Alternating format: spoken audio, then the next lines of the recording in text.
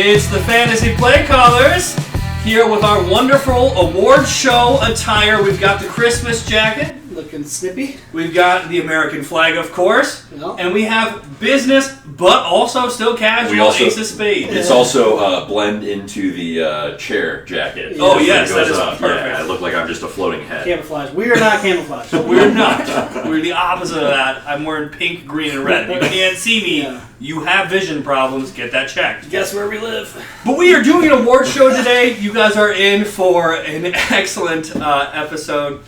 We are going to go through and give out all of our fantasy football awards in the season. Yep. Some of them players really want to have. Some of them players really do not And want to have. it's important to add that all of these awards come with the grand prize of literally nothing. Yes, exactly. That's correct. So we're not going to be mailing anybody a check. Yeah. If anything, they should probably be mailing us checks for talking about them. Absolutely. That's We're giving them more clout or taking clout away. We have that power. we are also doing are that. letting our viewer know who they are, and that is important. No, so we're going to get into some fantasy, or not really fantasy news. This is kind of just football news at this point, as the fantasy season is over, I guess. We get to relax a little bit. Yeah. We get to take our, we get to let our This hair is our down. off season, enjoy, right? yeah. Feeling a Enjoy it a little little bit That's more. right. loose and spiffied up with our jackets on. I like it. Exactly. You get to enjoy the playoffs. It's the best time of year. Draft season is coming up as soon as those are done as well, which is also, Dakota and I especially, are Dynasty very time, excited baby. for it. Oh, yeah. We'll have a lot of Dynasty content coming out. Oh, yeah. We will. We're going to have a lot coming out in the future, but for now we're going to focus on the football that's still being played in the NFL. Absolutely. And a recap of the season. But let's talk about Aaron Donald, who apparently has secretly retired on Twitter. And then unsecretly retired. He it's- changed it too. He did change it back. Change it. Oh. Yes. So maybe he regrets retiring in that Somebody way. said that he retired and then saw that McVay was coming back, then he took it off. You know what? Like, It could be honestly, someone if that does is say the it. case, I don't even blame him. Yeah. Because who knows what the future of that franchise is, but if you have a young superstar head coach, Yeah. things are always looking up. Especially somebody who they all have rapport with. Like, Sean McVay and them are boys. He said he wants to stick around as long as Matt Stafford, Cooper Kupp, Aaron Donald are there. And once they leave, he's probably going to leave too. So They just picked up the option off of Matthew Stafford's contract too. They had a team option, so they picked up the final year. So he will be back too. So really, assuming he's healthy. assuming he's healthy, if he's he healthy, said he's going to be play. back with a vengeance. Yep. This Yes. is going to be the revenge series Rams, man. Yeah, and if not, it might be Baker time. Yeah. I mean, Things I don't know that if make Eli go. "Bleh." I don't know if we could give it a name like that, but Baker Mayfield will be playing. Alright, maybe we're not so hyped on Baker time. Speaking of possible quarterback transitions, Aaron Rodgers had some interesting things to say on the Pat McAfee show, and that was that the Packers might be looking to do a rebuild with Jordan Love at the helm, and if that were the case, he would go to another team. If he still decided he wanted to play. Retirement's still an option for him, he said. But he's not really sure what's going on with the organization, and they have some big decisions to make first. What do you guys think? Is there a real chance that the Green Bay ditches Aaron Rodgers for Jordan Love? So I'm looking at a little blurb of what he says, and there's a few direct quotes, and he says he's not ready mentally or emotionally to make a decision on his future. He says, I just need some time right now, which is fair. He has great he's rapport. very non-committal, for sure. He's been with them the entire time. And then he said once he's ready to make the decision, he's either all in or all out. I think Aaron Rodgers is not ready to be done playing. Yeah, I think that's the vibe I got as well. I feel like if he's not going to be with the Packers, there's a lot of teams that are definitely going to want Aaron Rodgers' mojo, Sure. Yeah, I mean, this might actually be a quarterback that even the Colts couldn't screw up. I mean, that actually seems like kind of a match made in heaven. A little bit there. They just need somebody to pass for 60 attempts in a single game every week, and then they'll be fine. That might be an interesting landing spot if the Raiders leave Derek Carr behind, which looks like a very real possibility. Tampa Bay might want to reload after losing Tom Brady, which looks like it's going to happen. The Panthers. So there's real spots. Yeah, the Panthers would be another great one. There's a lot of weird things. But of course, Green Bay would have to make the decision that Jordan Love is ready to start. Jordan Love did make a comment earlier in the season, too, that if he's not going to be the guy soon, that he might be looking for a different team as well. So I do think Green Bay is kind of in a decision mode. Is Jordan Love your future, or are you hanging with Aaron Rodgers for a while? makes for an interesting conundrum, and it'll be fun to watch this offseason to see what everybody does. A lot to figure out. Jordan Love and then we can leave the, let sleeping dog lie. Jordan Love is not spectacular when he has played, so he also has not played very much, so let's hope that there's been a pretty significant change in the last few years. Yeah, and he's been better. He's been a little better as of late, but yeah, still has issues. I don't know if I would rely a rebuild on him, but he could have changed, so we'll see. Yeah, it's going to be interesting to see.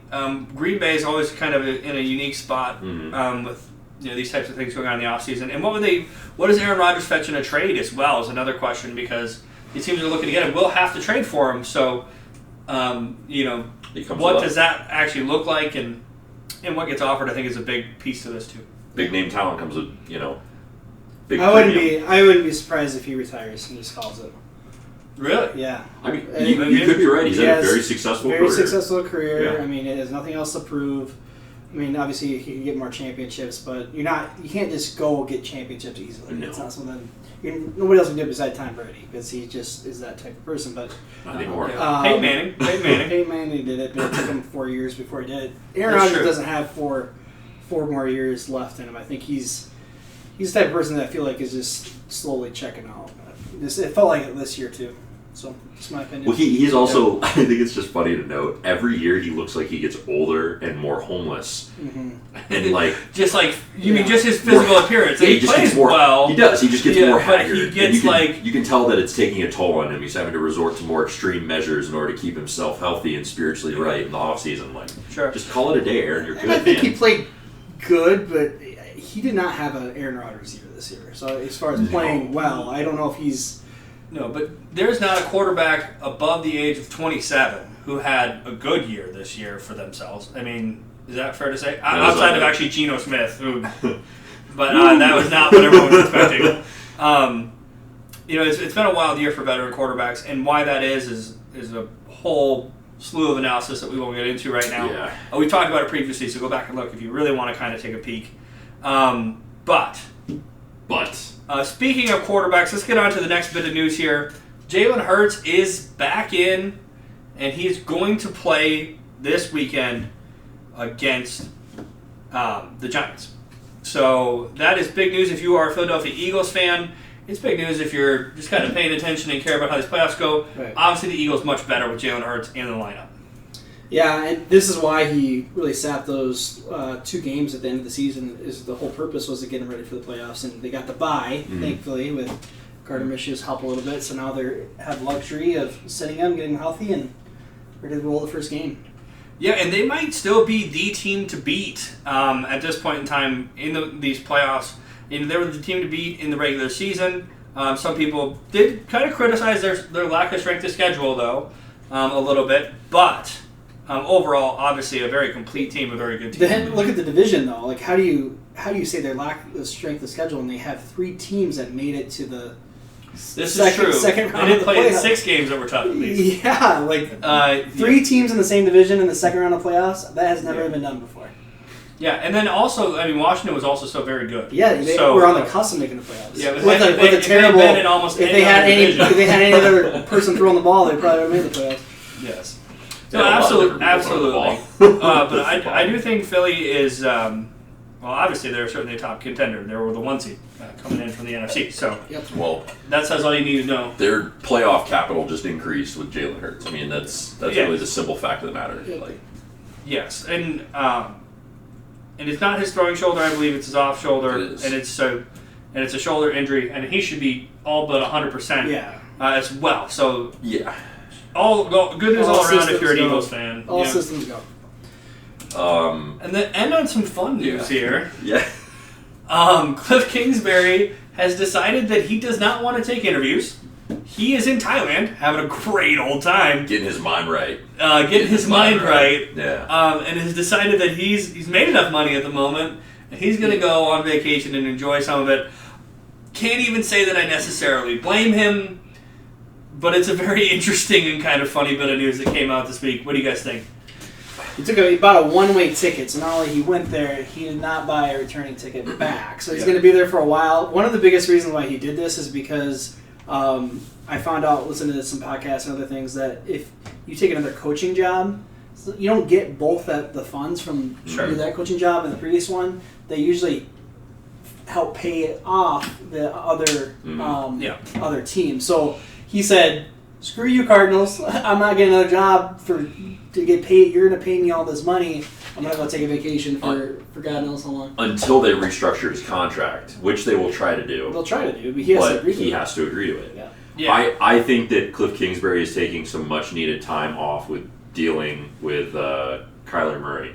And, when you're dealing with a guy who can be a little bit of a prima donna, I think with all the heat that he's been getting, it's probably deserved. And, he definitely, I don't expect that he's really going to come back anytime soon. Well, yeah, and he's pushed DeAndre Hopkins out, has pushed Cliff Kingsbury out. At least that's the word on the street. Is J.J. Watt says that he's retiring. I do actually think that J.J. Watt might have been more to do with the heart condition, in my opinion, but I get it. It's the same type of deal. I also think that that some itself, Kyler Murray maybe plays not into it. Be Kyler Murray, but that might also have some weight with Cliff Kingsbury being like, "Hey, I'm done." Like the players that he attracted and brought into the Cardinals are now kind of leaving, or they're making it known that they want to get rid of him. Yeah. And he's like, "I don't really have anything I don't have anything to do here anymore." Well, he got fired too. But but he got fired and then he took a one-way ticket. He's like, screw you guys. The other thing is that as a Denver Broncos fan, we're currently looking for a head coach. I don't know that I would want Cliff Kingsbury, if I'm being honest, either. His offense, he was known for his offense, and his offense, it just seemed like he was running the same plays over and over and over again, and they were not well-designed plays. Young coaches don't trust, a lot of times, they don't trust their coach room in order to help make those decisions, and that's why you see more tenured coaches being more effective. And, I think a lot of especially with, Nathaniel Hackett, without getting too deep into this whole coach analysis bullcrap, kind of like Nathaniel Hackett, I think he was micromanaging too much instead of allowing his coordinators to do those things. I'm guessing that's probably what happened with Cliff Kingsbury, is he got too caught up in the noise and micromanage everything, and you end up with bad game plans that don't work. Yeah. All right, but that's it for our news segment here. What we are going to do, though, is we're going to give you some rapid-fire picks from this weekend. We're going to talk about this upcoming weekend, but from last weekend, I'm just so excited to talk about last weekend because someone in this panel was right about all of their picks for the playoffs last week. So if you listen to me, you had a great week. If you listen to these guys, not quite so good. I had a really bad time. So you guys still did pretty good overall. 50, only missed a couple games. I think I was 50%, and you were. I got 2 wrong. Yeah. So. Yeah, like 2/3. Yep. So obviously still very good, but by a stroke of luck and thankfully the Chargers choke like they usually do. It's gonna say you. I knew that the Chargers. I called that also. Yes, everybody. But all these games were all down to majority of them were down to the last possession. So it could have gone either way pretty easily. The Vikings did what they did best, and they blew a primetime game against a team that they probably shouldn't have. The Chargers did what they did best, and they choked. Miami did what they did best, and they played really aggressively for the first half, and then when they came back, they just kind of didn't do that. Yeah. You know? Mike McDaniel's vaping on the sidelines. Yeah. Just living his good life. Yeah. He wasn't driving after. He said it was fine. Yeah, it's fine. No, here's what I will say. Even though I got them all right, I was very unsure going into those games that I was going to be right, and I'm even less sure about these games. So if you do gamble on these, based off of our advice, just know that we're doing the best that we can. We do know a bit about football and some analysis on the players as well, but we are guessing at the end of the day. So take that with a grain of salt. I will say the opposite. I'm significantly more confident this week than I was last week because I feel like the teams that are playing are the juggernauts, like the ones that everybody knew who was going to be in the playoffs at the end of the year. So if we want to run down them real quick, we want to go through the AFC. Why don't you just run us and give us your 4 if you don't mind. Chiefs, Jags, I'm going to go with the Chiefs. Bengals, Bills, I'm going to go with the Bills. The Eagles versus the Giants. I think the Eagles are going to eat the Giants alive. And then San Fran, the Cowboys. Probably the closer one of the 3 games, but I got to go with San Fran. I think Dak Prescott's not going to do very well against the high-powered San Fran offense or defense. Yeah, I like it. I like those picks. I'm really going to do the exact same. Chiefs, Bengals, and Eagles. Bills? And Chiefs, Bills, Eagles, and I'll take the 49ers. I was gonna say, like, I didn't think you were hot on the Bengals this year, man. So I'll be the idiot that takes the Bengals this week. I'm going to go with the Chiefs first over the Jags. Although we did say last week, and I will reiterate again, is that if anybody can make some playoff magic happen, Doug Peterson and the Jags are in an interesting spot. I will take the Bengals over the Bills. Okay. I will take the Eagles over the Giants, and I will take the Niners over the Cowboys. Yeah.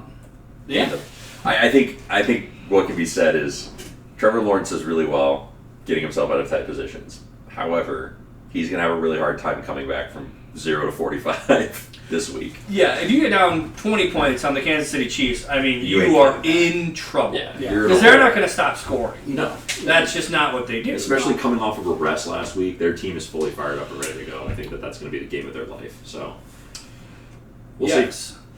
So anyway, make your bets on those. Trust us or don't. It's really up to you. It's your money. Spend it how you want. But we are going to move on for the reason that we are all dressed so fancy today. Up. And that's going to be the awards that we're going to do. We have a whole slew of awards, but we are going to kick it off with the most important one. Dakota, do you want to kind of tell everybody what that is and what we're doing here? We have the Fantasy MVP, which is, in our humble opinions, the best fantasy player this year. The head cheese, the big one.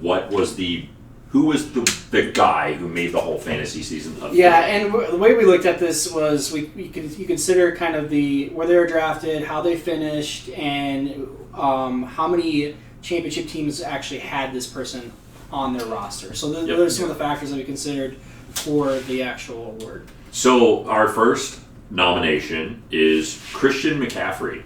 He finished number 2 running back overall, traded mid-season, and kind of expecting his post-trade production to drop a little bit, but it actually increased, and he's the most common player owned on championship rosters. And I think it's by like a decent percent. I think it was like 3 to 4% over the next one. 2, yes. 2%, okay. Yes, 2% over the next closest person on championship. This is crazy. Good guy. Everybody really had some high opinions on him this year. He definitely performed. Our number 2 is I don't know if this is a shocker, but maybe a shocker at the beginning of the season, was Travis Kelce. Finished number 1 tight end overall. He was 109 points over the closest tight end finisher. Yeah. So TJ Hawkinson, I believe, was the number 2 tight end on the season. Travis Kelce finished 109 points. That's a huge positional advantage. And that's going to help you win fantasy championships if anything does. Yep. And I think the craziest thing of all of this is Travis Kelce was the 9th overall in flex rankings. So a tight end who typically you expect to get 250 points on the season was the number 1 or the number 9 scorer. Yeah. I mean, that's nuts. Out of wide receivers, running backs, and tight ends. Yeah. Which you basically had an elite level wide receiver starting in your tight end slot, which is a cheat code. Week after week. And everybody else had the explosion in their tight end. Yeah. It should be 0 or 6 points. Yeah. Our number 3 is Justin Jefferson. I think this was very obvious. He was the number 1 wide receiver overall. He averaged 1.8 points per game above the next closest wide receiver, who was Tyreek Hill. So if you're really big on Tyreek Hill, Justin Jefferson, almost 2 points over him per game. It's huge. Final point total of 390.66 points in PPR. 29 points over the next closest wide receiver finisher. He had the most targets, the most yards, and the most receptions in the NFL. Insane. Huge. 3rd year, by the way. Yes. I mean, this guy's a monster. The 4th, I think a lot of people saw this coming. Patrick Mahomes. He was the QB number 1 finisher. He was actually the number 1 scorer overall in fantasy this year.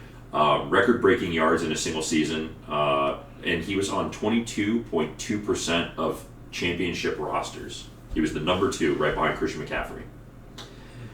And we have the final, who I'm sure most of you have been waiting for us to say, Austin Eckler, number 1 overall running back.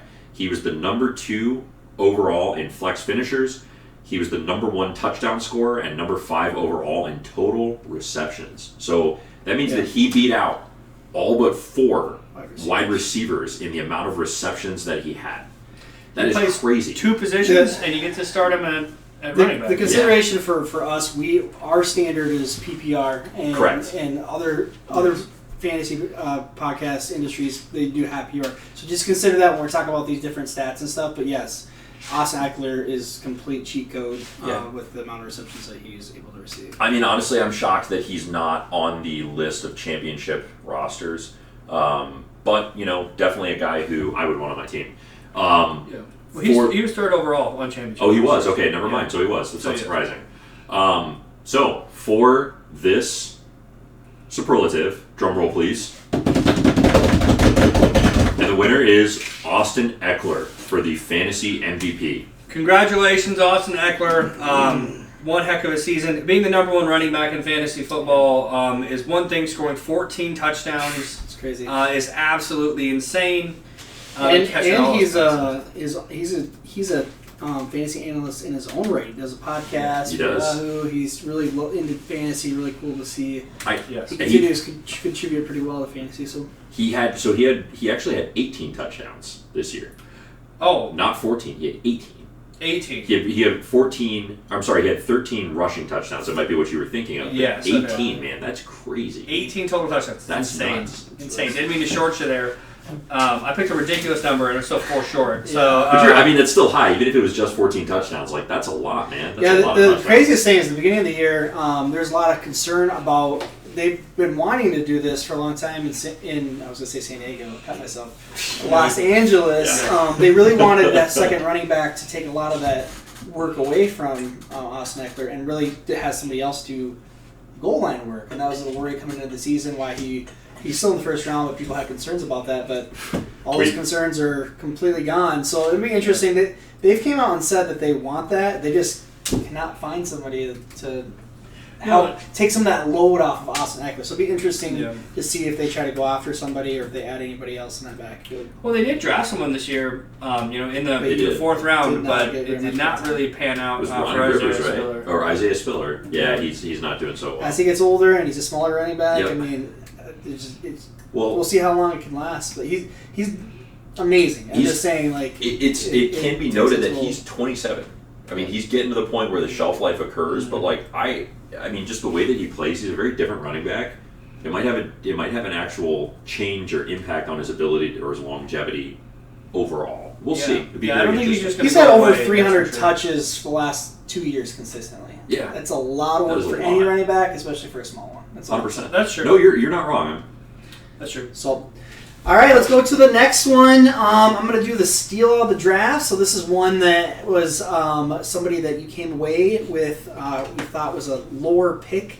You're hoping for some good things, but really kind of outshined their position and was a pleasant surprise. Now you can rub it in your teammates' faces or your league mate faces that you had the steal of the draft. So we got some different players here. Tyler Lockett, wide receiver 44 was drafted. He finished as wide receiver 13 with that Geno Smith emergence really kind of shined over there in Seattle. Was a really good big surprise. Really big surprise here too that nobody really saw coming. Jamal Williams, ADP 170, finished as drafted as RB 49, finished as the RB 13.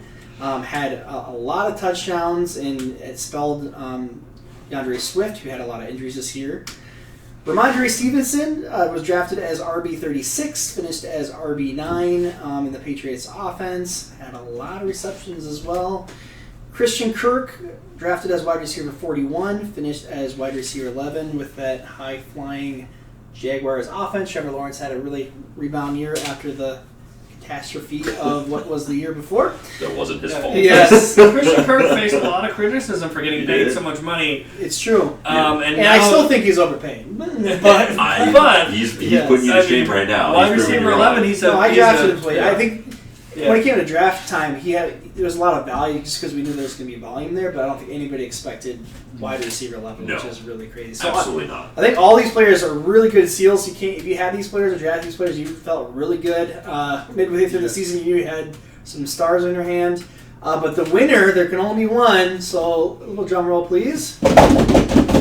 We got Jamal Williams, winner of the Steal of the Draft. Congratulations, Jamal. We love you and your craziness on and off the field. And so, Best interviews Love as the well. interviews. They're great. I think getting somebody that was basically undrafted and became an every week starter at RB13 is a really, really cool pickup. Steal of the Draft. I like him. Yeah, it's really hard not to feel good about your roster if you essentially drafted Jamal Williams in the last few rounds of the draft, or you even got him on the waiver wire if you were in more shallow leagues. And the fact that I think he had the most rushing touchdowns this year too, Yeah. which is Insane. absolutely wild for a dude who's a second rounder who's RB2. Yeah, no, he did. He was actually close to an NFL record, I believe, for rushing touchdowns as well. I mean, it was a crazy season for Jamal. So fun to watch. Fun to watch someone with that big of a personality, who started on Hard Knocks as well, and was fun on there to come out and do that. I think that was great. He's very positive overall, and we try and keep it positive here at the Fantasy Play Callers. But that being said, sometimes you just have to tell the truth. And this next award is not positive in any way, shape, or form. This award is called I Hope You Weren't Relying on Me. This is the biggest bust. Yep.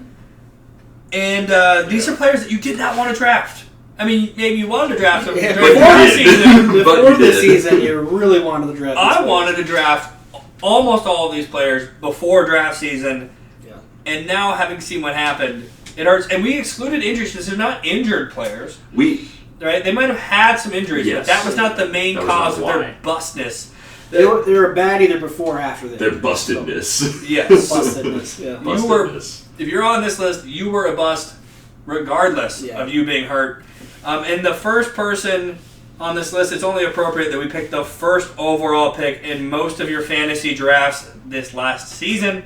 That is going to be Jonathan Taylor. His average draft position was 1.01. So he was one. Yes, He I'm was not a one scientist, just but I about don't think every you can go higher than that for draft positions. Yes. And he finished as the 35th running back and 125th overall. Now, he did have some injuries, but even before that, his numbers were atrocious. And then after the injury, they actually got worse. And then he also missed a portion of the season. So he just killed you if you took him. And you were super excited to have the first overall pick. And you could have had CMC or Austin Eckler. I'm just letting you know. Or even Derrick Henry, man. Like, I mean, hindsight 2020, obviously. Yeah. Christian McCaffrey would be the pick there.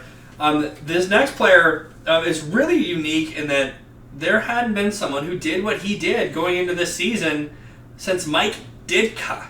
Okay, that's a long time ago. And that's going to be Kyle Pitts with his 1,000-yard rookie tight end season.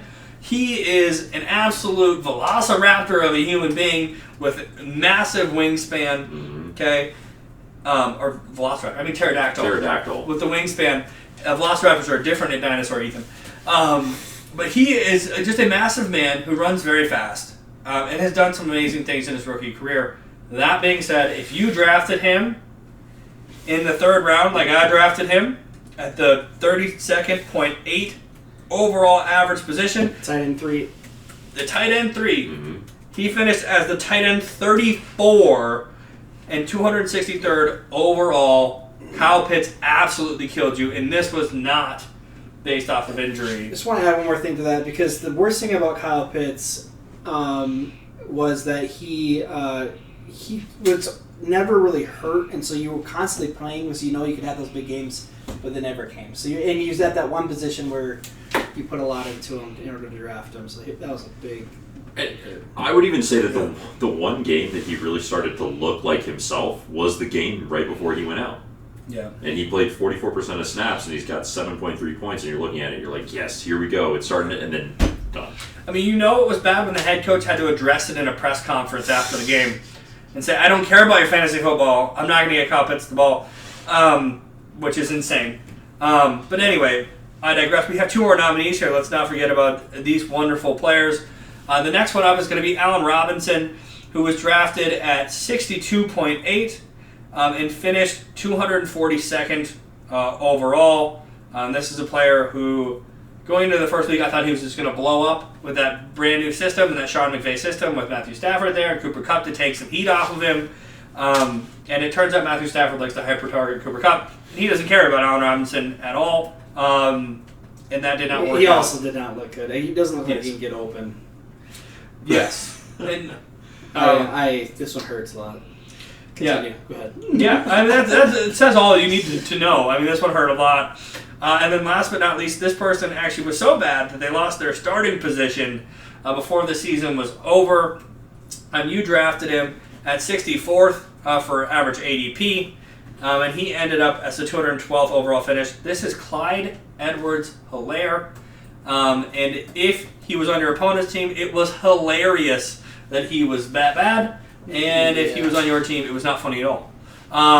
So those are the nominees there. We've got Jonathan Taylor, Kyle Pitts, Allen Robinson, and Clyde Edwards-Helaire. The winner, if I could get a drum roll, please, is Kyle Pitts. If you couldn't tell from the... well deserved, Kyle. Well deserved. Kyle Pitts, I think, also ruined more of our seasons maybe than anybody else on this list. I did not draft him anywhere. I didn't draft him anywhere. Oh, just me then. Just I you. guess it was just me. Just you. Yeah, all me. He was going too high for me, like as far as he was creeping up to like the end of the second round, basically. Yes. Like third round was where he's being drafted. Oh yeah, no, absolutely. And I proudly took him there. And that didn't work at all. Clearly. At all. So I'm honored to hand this horrible award to Kyle Pitts.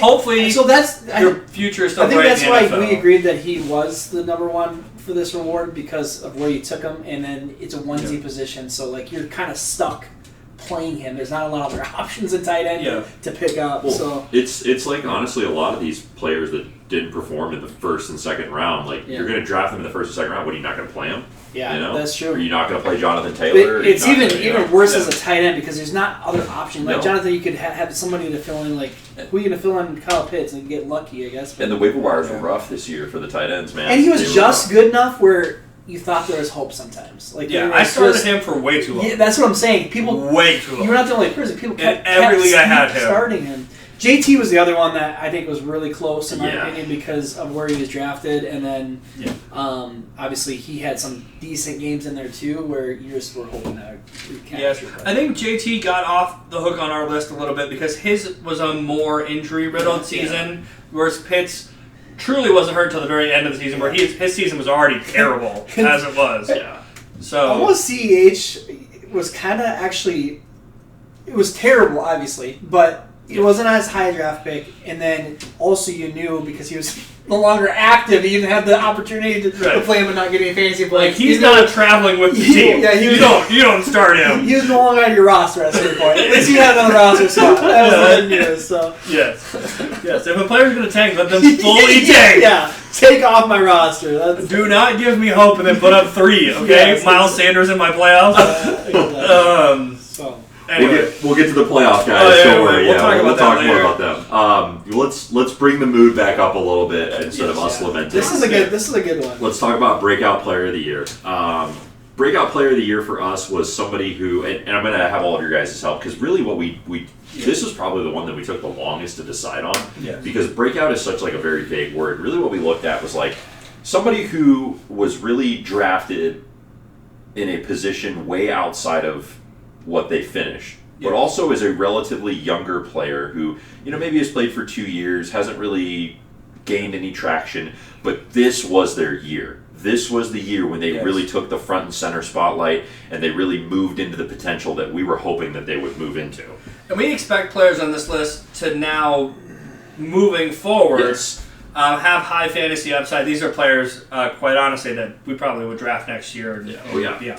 So I think we also categorize like these players we thought of them as in one tier, and they jumped at least 1 or 2 tiers, meaning that we thought they were maybe a RB20 and they jumped up to RB12. Like they moved up to different tiers of different players. Like they're in a different stratosphere than they were before the season. I think the standard that, or like the vague tier definition that we used is minimum of like D to E jumping to B.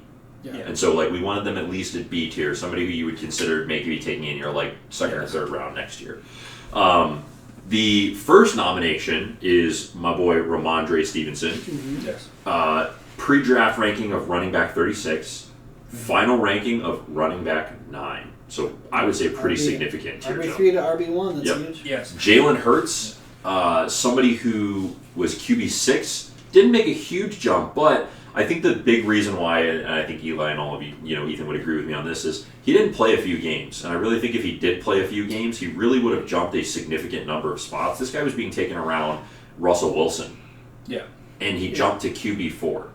Somebody who was QB2 until he missed those last couple games. Yeah, somebody who is going to get drafted probably number 1 or number 2 at the position overall next year. Yeah, so it's really, to me, there's a tier breakdown, and he jumped into that top tier where it's really Patrick Mahomes, Josh Allen, and Jalen Hurts. And then below that, probably Joe Burrow and the next few quarterbacks, but he's in that top tier now, which is he wasn't before the season. Another one is another Eagles player is Devontae Smith. This is huge. They kind of took the leap together here. They did, which was really fun to watch. And we actually kind of debated about throwing AJ Brown on here for a little bit. Yes. So this is an Eagles the Eagles team as a whole. This almost is why I like them in the playoffs.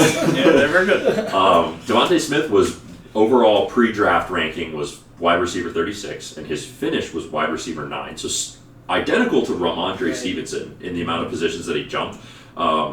But also considering that A.J. Brown is on that team and they had a lot. Yeah, that's the craziest thing is that they have 3 really good options. They do. And they all perform very well. They're all supported by Jalen Smith.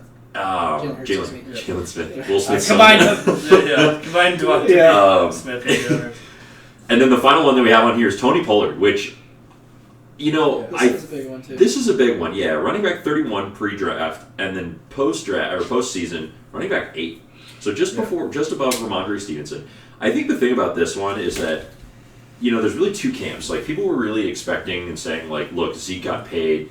He's starting to deteriorate. When is Jerry Jones going to throw somebody else in? When are they going to allow? Because Jerry Jones, frankly, runs that team. When are they going to allow somebody else to take it? And Tony Pollard almost kind of snuck up and did it, and stole Zeke's job from him in his sleep. With that being said, can I get a drum roll? Our breakout player of the year is Ramondre Stevenson. Ramondre Stevenson. Congratulations, Ramondre. Yes. You were well deserved. I think you jumping from 36 to 9. That's no easy feat. Huge. We expect big things from him in the future. And he would have been in probably RB 4 or 5 if you didn't have some not so good games later in the season. Yeah, we will touch on a little bit here. Real big thing on these guys is all these guys did really well. They really jumped a significant amount, and next year these are going to be the dudes who are going to be going in the first, second, and third rounds. I want to just quickly highlight Devontae Smith just really fast. I don't think we have him in our next category for playoff. So his playoff or his end of the season run was spectacular. He won people championships pretty consistently. He actually struggled a little bit at the beginning of the season, but he really came on in that second half. Really, from week 13 on, he was a wide receiver 1 consistently, and I'm talking top 5. So it's very interesting to see how it'll play out next year going into it and see how high he's drafted. To me, it just doesn't feel like there's not a lot of hype around him. Yeah. And very quiet. It's very quiet. I think something big on that is there was that big Heisman year, and then he immediately went to the draft, and he was drafted pretty high. I think he was in the first round. He was the first. Yeah. I think he was the first wide receiver off the board. If I'm not mistaken. I think you're pretty close. Yeah. And he didn't have a great. Not that he didn't have a bad season. He just didn't have a really, really good season. Yeah. And then he kind of got overshadowed with the fact that they brought on A.J. Brown. Yes, that's a big piece. And so A.J. Brown really stole the show. He had a good rookie season, but it wasn't like this huge, outstanding. And then they paid the big money to get A.J. Brown, so he was really the highlight. Jalen Hurts, but and both were really good. Both were, but yeah, he's going to continue getting better. He's on the upward trend. So is A.J. Brown, but obviously I think there's more growth available for Devontae Smith. He was actually second off the board behind Jamar Chase, but he was still the 10th overall pick. Yeah. I mean, so that's how much faith they had in this guy. Oh yeah, and big things to come. I think the fact that you have the number 9 and the number 6, and then one of the probably is going to be one of the better ranking quarterbacks next year on your team. I think this is why we're seeing a playoff run on the Eagles. Yeah. We're going to see a playoff run on the Eagles. For sure. I'll let Eli take the stand. Yeah, so this is the Hop In Award. So Fitting that it hop would be on you. in. Fitting that it would be you, waiver wire master. So we will go through the waiver wires here of the pickups of the year. Hold on, real quick. yeah. How many waiver wire transactions did you make this year? Do you really want to? I really want to know because Yeah. I think they'll Was put it it into over or perspective under of why. 100? I actually don't. I don't look at it. It just makes me feel bad. I'd be willing to take over 100. I'll look real quick while we sit in silence here. Just whatever you guys do not tell his wife what this number Yeah, is. please Yeah. don't. That So is important. in one of my leagues, I had 64 transactions. And that's just one of your leagues out of Yeah. what, like 14 that you I had? had 7. 7 leagues. Well, So you definitely made 4. over 100. 64. Oh, yeah, for let's just sure. assume. Yeah. Let's say 60 for nice even numbers times 7 would be 420 transactions that you had. Usually there's it's that meme where Charlie Day is on the board and he's doing all the connections. That's my waiver wire night every night because I usually have 10 in one Yes. league and 10 in the other. And if this one doesn't get picked up and then this one will get picked up, it's a Just- whole thing. I just Sorry. had to do that. We're I just good. had to do that just so that Yeah. they understand why you were the one who was presenting this Right. award. Yes. All right, so nominees this year. So first off, Justin Fields. He was at QB 17 draft season, basically undrafted, and then ended up to be QB 11. That is with injuries as well. So he actually had obviously a 40-point game and really took off this season. Almost at the record for rushing yards if he didn't get hurt by a QB, by the way. Yeah. Really close. Incredible. Had some massive games in there. Huge Massive games where he was games. over a Yeah. running back. Maybe he was the number 1 running back that year, but he's a QB. What? Look up his. gonna look him up. Look up his points per game for the quarterback real quick, guys. For sure. Jared McKinnon, undrafted, ended up as RB20. He is. He'll be later on highlighted in a playoff section because he had a great end of the season. Okay. Geno Smith, really pleasant surprise. Dakota's pretty Very happy about pleasant that. surprise. He was drafted at QB 34, meaning he was undrafted basically. Ended up as QB 4 on the season, which is incredible. That means that there That's was behind. Yeah. That's behind that Two top. backups. Well, think about it. That's just behind that top tier of Josh Allen, Patrick Mahomes, and Jalen Hurts. If you had Geno Smith, that was the next best thing you could have to those guys. That's pretty crazy to think about. Yep. And then Christian Watson was our last nominee, a wide receiver 65. Ended up at wide receiver 38. He had some injuries in and out of the season, so that's a little bit lower than what he did. He had some big weeks, 3 touchdown week that was in there as well. So Yep. really good pickup, and I think he had a stretch of 3 or 4 games in a row that he had a touchdown. He At had, least, he had 4 weeks, and the lowest score that he had was 21.7. Yeah, he was on a roll. He was on a roll. Absolutely. He Really showed really his, starting to become Yeah. Aaron Rodgers' favorite target. So if Aaron does come back, that'll be something to really consider when we're looking at it next Yeah. year. And even if Love is I there, to think be it honest. is, yeah. He's Um, gonna. But yeah, still. All right, so can I get a drum roll, please? So the winner of Hop In Waiver Wire is Justin Fields for the winner this year. Justin Fields. So just some follow-up stats on Justin Fields. This is someone who averaged 21.4 points per game. Yep. He averaged 76 rushing yards per game. That's insane. And half a rushing touchdown and a passing touchdown every game. This is just captain consistency with the ultimate rushing floor at quarterback. Yes. His peak rushing yards Mm. was 178. That was that game you had. Yes, Just where he had with the he Zonkers. almost put up a 50 burger. Yes. 147 the week after that, and then actually the final week, week 17 was 132. I mean, if that was a running back putting up those numbers, Yeah. whew. I mean, after week 6, he had one game that he played where he didn't score at least 19 points. Yeah. I And mean, it was towards the end of the season. Yeah, so he had Yeah. a little bit of a rough start to the season, but this was waiver wire pickup. So if you picked him up in week 5 or 6, you were absolutely loving having Justin Fields. And there was a stretch in there where he had 30, 50, 43, and 23 all back to back. I mean, he was running it. And I do think, Literally, like, this figuratively. offseason, they're going to continuously try to add more players. They have a lot of draft picks. They're going to add more weapons for Justin Fields. I think the arrow's pointing directly up for him going into next year. Kind of funny how last year him and Trevor Lawrence were getting a lot of flack. Well, they deserve. They They were were saying- pretty bad, but yes. Well, I mean, they really pulled it out of They did. nowhere. And Trevor Lawrence has been amazing, and Justin Fields has been way, way beyond what anybody expected for him. What we're finding more and more is that instead of NFL teams just completely bailing on quarterbacks that have struggled in their rookie year or early on in their career, is they're trying to do things to revitalize them. Right. And you saw that with Daniel Jones. Yeah. You saw it with Play Justin that Fields. to- You saw it with Trevor You get a Lawrence. coach that knows how to play to the actual player's strengths, and then you can build off of that and help them develop other parts of their game. But stick with Yeah. their strengths initially, highlight those, and then build off what else they need to work on. Yes. But I love it. Not a lot of people do that. So I love it. This is, week in, week out. This is somebody who every week. Whoa, this is mine. Oh, I'm sorry. I thought you This went.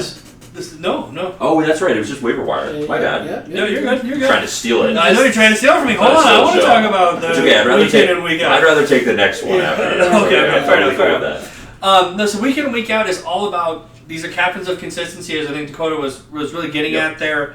These are players that you probably drafted pretty high, but not only did they perform incredibly well, but they were the most consistent players in fantasy football. They had long stretches of awesomeness. They were very rarely finishing out of the top 1 or 2 at their position. 1 or 2, I mean, as far as like top 12, top 24. So, and some of these guys were very rarely not in the top 5. So, we're going to start this list off with somebody who was very rarely outside of the top 5, and that's going to be Patrick Mahomes. Despite losing Tyreek Hill, despite the narratives of this offseason, Patrick Mahomes and Andy Reid found a way to get him so many yards. It's unbelievable. He had more yards this season than he did last season. I believe it was, 4,500? No. A little over? No, he had 5,500 and like 70 5,570. 41 touchdowns. Thank you. 41 touchdowns, which is insane, without Tyreek Hill. Without and he Tyreek did Hill. that with, like, Mecole Hardman, Juju Smith-Schuster, and Marcus Valdes-Scantling All being hurt at parts of the season. all being hurt for parts of the season and also not being reliable fantasy Sky options. Moore wasn't a factor either.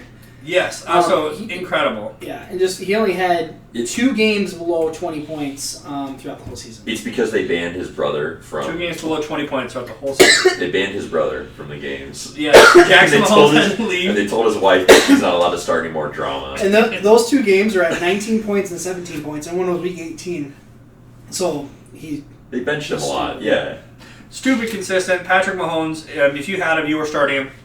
There was no question about it. Unless he was on bye, you were starting Patrick Mahomes. Yes. Saquon Barkley is in the same vein here. This was a top 5 running back pretty much the entire year. He finished in the top 12 very consistently. Was catching passes to kind of give you that PPR floor, as well as running the ball, scoring touchdowns. Saquon Barkley can really do it all. Tyreek Hill had just an absolute monster of a season, but also just due to target volume, even though his quarterback changed, 3 different quarterbacks multiple different times throughout the season, Tyreek Hill came through it all because he is just that good of a player. And it's scary to think what would have happened if he had actually stayed with the Kansas City Chiefs, to be honest. I don't think we would be talking about Sky Moore or Mecole Hardman and any of those No, guys. we would not. We would not. We also wouldn't be talking about Skylar Thompson, but here we are. Yeah, that's true. And if Tyreek Hill could do this with that slew of quarterbacks that, quite frankly, were not up to par for NFL starting quarterbacks. Yeah. I mean, he is king. and He only captain had of 2 consistency. weeks below 10 points, and it was 1 week, week 3, and then week 18, which again we don't count week 18 here, So essentially, Tyreek Hill had 1 week during the fantasy season below 10 points. which is amazing. It's insane. Absolutely incredible. And then the person that Patrick Mahomes was actually throwing to this entire time also gets a consistency award, and that's going to be Travis Kelce. Here's our last nominee. Travis Kelce. What else can we say that we haven't already said about Yeah, I mean, you don't have to say. He was a cheat code. It's a cheat. Yeah. You get to start literally a top 10 wide receiver at your tight end slot. I mean, it's a cheat code. Just And the thing is like everybody was talking this year, being like, "Oh, is Travis Kelce's last year going to be this year? Is it going to be, is he going to start?" Is he too old? The answer is no. Yeah. He's completely fine. Turns no out he can do this speculation forever. needed. Yeah. Like, he's going to be Tom Brady 2.0. It's like Tony It's Gonzalez. Tony man. Gonzalez. Yeah, Yeah. no. Antonio Gates, Yeah. Tony Gonzalez, Right. man. I mean, He might actually be better than Antonio Gates or If Tony he's Gonzalez. on pace, or if he plays another 3 years, he'll be all his record. I think 3 or 4 years. Yeah, which is awesome.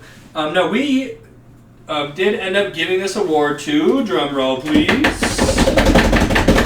Tyreek Hill. Woo, Wide Tyreek. receiver is such a difficult position to find consistency at. Cheetah. Yes. And Tyreek Hill came through one game in the entire fantasy season below 10 points for a wide receiver. Yeah. Even if they only scored 10 every time, if somebody's doing that, you want them on your fantasy roster. Tyreek Hill obviously not scoring 10 every time. Had some huge games in there as well. And I think it's interesting too because it was one change of teams. We didn't know how that was going to mesh with Tua, and then two, like you had this other wide receiver who was amazing in his own right, Jalen Waddle. Like, how is that going to break down? Well, it turns out they'll just throw it to those two players only, and then they'll just spread all those targets around because that's exactly what happened. That is what happened, and I know a lot of people, like, one of the big concerns was Tua himself, Yeah. and then Yeah. also Mike McDaniel. I mean, everybody looked at him and said, like, this is a guy who we don't really know what he's going to do, and Yep. they were fine. Tyreek Hill obviously doesn't really care. He doesn't. Yeah. He said that Tua was, hey, y'all be fine with Tua, and everybody thought he was going to be crazy. But I think Tyreek Hill is the factor in this equation, and Yeah. that's why we gave him the consistency award. No, 100%. Is it my turn? It is your turn. Okay, cool. So this one is, when can I start them? Exactly as it sounds. Like, when these guys, we didn't know if So- it was time to bench them. Yep. We didn't know if it was going to be a game where you put them in their flex or the wide receiver 1, 2. And then the worst part about a lot of these guys is they just didn't perform consistently from week to week. It's almost the opposite of what we just did. Yeah, the most frustrating players to have on your fantasy Yes. roster Because they were good. Yeah. That's the thing about these players. They're all good fantasy players that you want to have starting when they have good weeks. The problem you is just have to own a crystal ball. because you never know You never when they're know. going to have a good week. Also, I'm pretty sure they looked at like my lineup and then they're like, "Oh, he's in. He put me in. I'm going to do terrible this week." And then if he's Yes. on my bench, you go. Because they care about you They so do, absolutely. much. They do. Found us on YouTube. I think the funny thing on this whole thing is we really have a lot of stock in a lot of these players. With the exception of maybe Justin Herbert and Ethan, because Justin Herbert has some sort of apparently he did something to Ethan. He keyed your car, He played for the Chargers. something like that. We all had actually a lot of stock in here. I think the first one for me is DJ Moore. I mean, Yes. I think there was a lot that really happened with the Panthers this year. The fact that Matt Rule was your head coach for a good bit of time. Yes. We saw 3 different quarterbacks, two of which who were brand new to the team. One of which was coming from the XFL, if I'm not mistaken. Oh, yeah, Was it PJ CFL or Walker, XFL? XFL. XFL. For PJ Walker. They traded one. Sam Darnold was injured. You didn't know who was going to be taking. They might have well just grabbed a fan from the stands and brought him down, put him on a jersey, and had him play. And DJ Moore really suffered. I think his peak this year was he had a 27-point game in standard, and then really it was 8, 13, 2, 12, 10. Back and forth.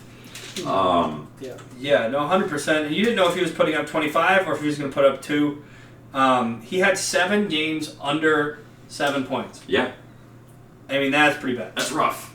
Mhm. The next guy is almost even more inconsistent, and it's really a name that if you have him on your roster, you're not going to not start him, and that's Alvin Kamara, who, by the way, was not injured this year. There was the whole thing with the legal trouble, but without getting too much into that, he just didn't really do anything. He had a 7-point game, then he missed a game. 7-point game, then he missed another game. And then he had a 23, 18, 17. So you saw some air. He bubbled up enough to give you hope. And then he just really went right back down 9, 7, 12, 7, 5. And just consistently back and forth to the point where you didn't know whether or not you were going to put him in your flex and have some other guy in, or if he was going to be somebody you were going to leave on your bench. Yeah, if I could, Yeah. for Alvin Kamara, this guy you want on your team week 5 through 9 or week 5 through 8, Alvin Kamara, is 25, 18, 17, 43. Week 9 through week 13, Alvin Kamara is 9, 7, 12, 7, 5. Yeah. Not someone you want on your team. The weirdest thing is the utilization. I mean, I think part of this is the team and how they utilize him. Like, it was a lot of rushing, but they didn't use him in the passing game as much as Sean Payton used to, and had a lot of those drop downs. If there was a game, I mean, you still saw a decent number of targets. That's the thing. I mean, but you're right. It really fluctuated. There wasn't consistent where he was seeing 5 to 7 targets a game like he used to. But I think one of the weirdest things is you're seeing him in games that he played. He never saw below 58% of snaps. Mm-hmm. That's weird, man. He's getting the lion's share of the work consistently every week and just didn't really do anything. Nothing is coming out of it. The next guy that we have on here hurts Eli a little bit, and that's Michael Pittman. I'm going to push back on this one a little bit. I think... Look at his stats. I'm looking at it. All right, because you're defending this to the grave. Yeah, you're going to fight this to the grave, and you're wrong. It's okay. He had a great first week. Didn't play the following week. He had a pretty good week after that. Then we have 6, 10, 26, 9, 12, 5, 12, 13, 19, 3. If you're above 10 points, that's considered like to be a decent week. It's not. Like Where was Michael Pittman drafted? What was he drafted overall? Yeah, he missed one game and he had 5 weeks below 10 points. Michael Pittman was drafted a wide receiver in a 17-game season. A wide receiver what? Or I'm sorry, as wide receiver 12, and he finished wide receiver 21. As wide receiver. He's still a wide receiver too. You draft him as wide receiver 1, he's still a bust. Inconsistent. This isn't a bust category. No, I know. But yeah, but it's okay. We know. But he only him. had he wasn't like up down. Like he had multiple weeks that like consistent weeks of over 10 points. Like he had 3 weeks below 10 points or 4 weeks below 10 points. I don't know. I would think he would be. Too bad he's already on the roster. You're overruled. You're overruled. I disagree. Denied. It out there. All right. We won't talk too much on Michael Pittman. We won't make Eli any more mad. But just somebody who we really expected a lot out of. And, we had Matt Ryan, who a veteran quarterback who was going to sling the ball, 50, 60 times a game. Somebody who we really saw that they didn't really have anybody else to be wide receiver sitting there. And we really expected a lot out of him.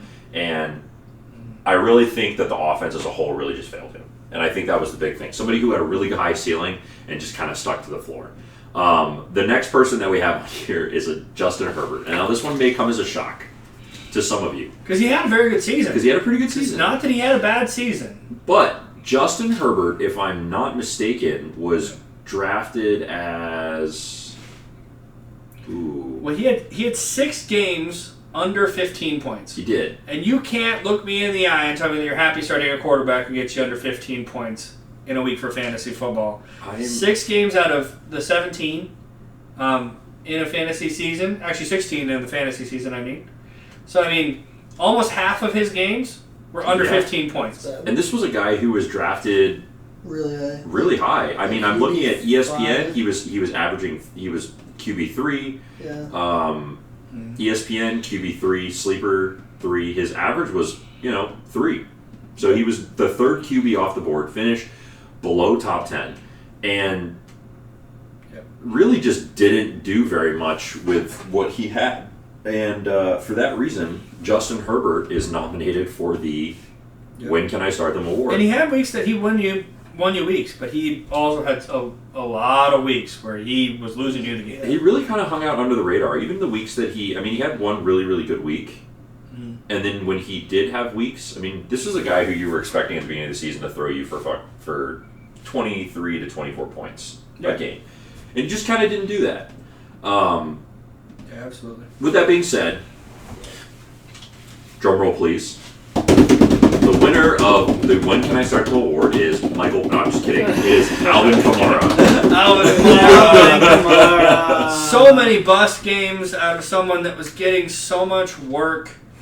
Yeah. It was tough to have Alvin Kamara on your roster this year. A guy who was drafted in the first round and finished sub 15. Just somebody who... He had 7 games below 10 points. Yeah, he didn't even... Two of them he didn't play. Didn't even break... It was drafted, as the 13th overall pick.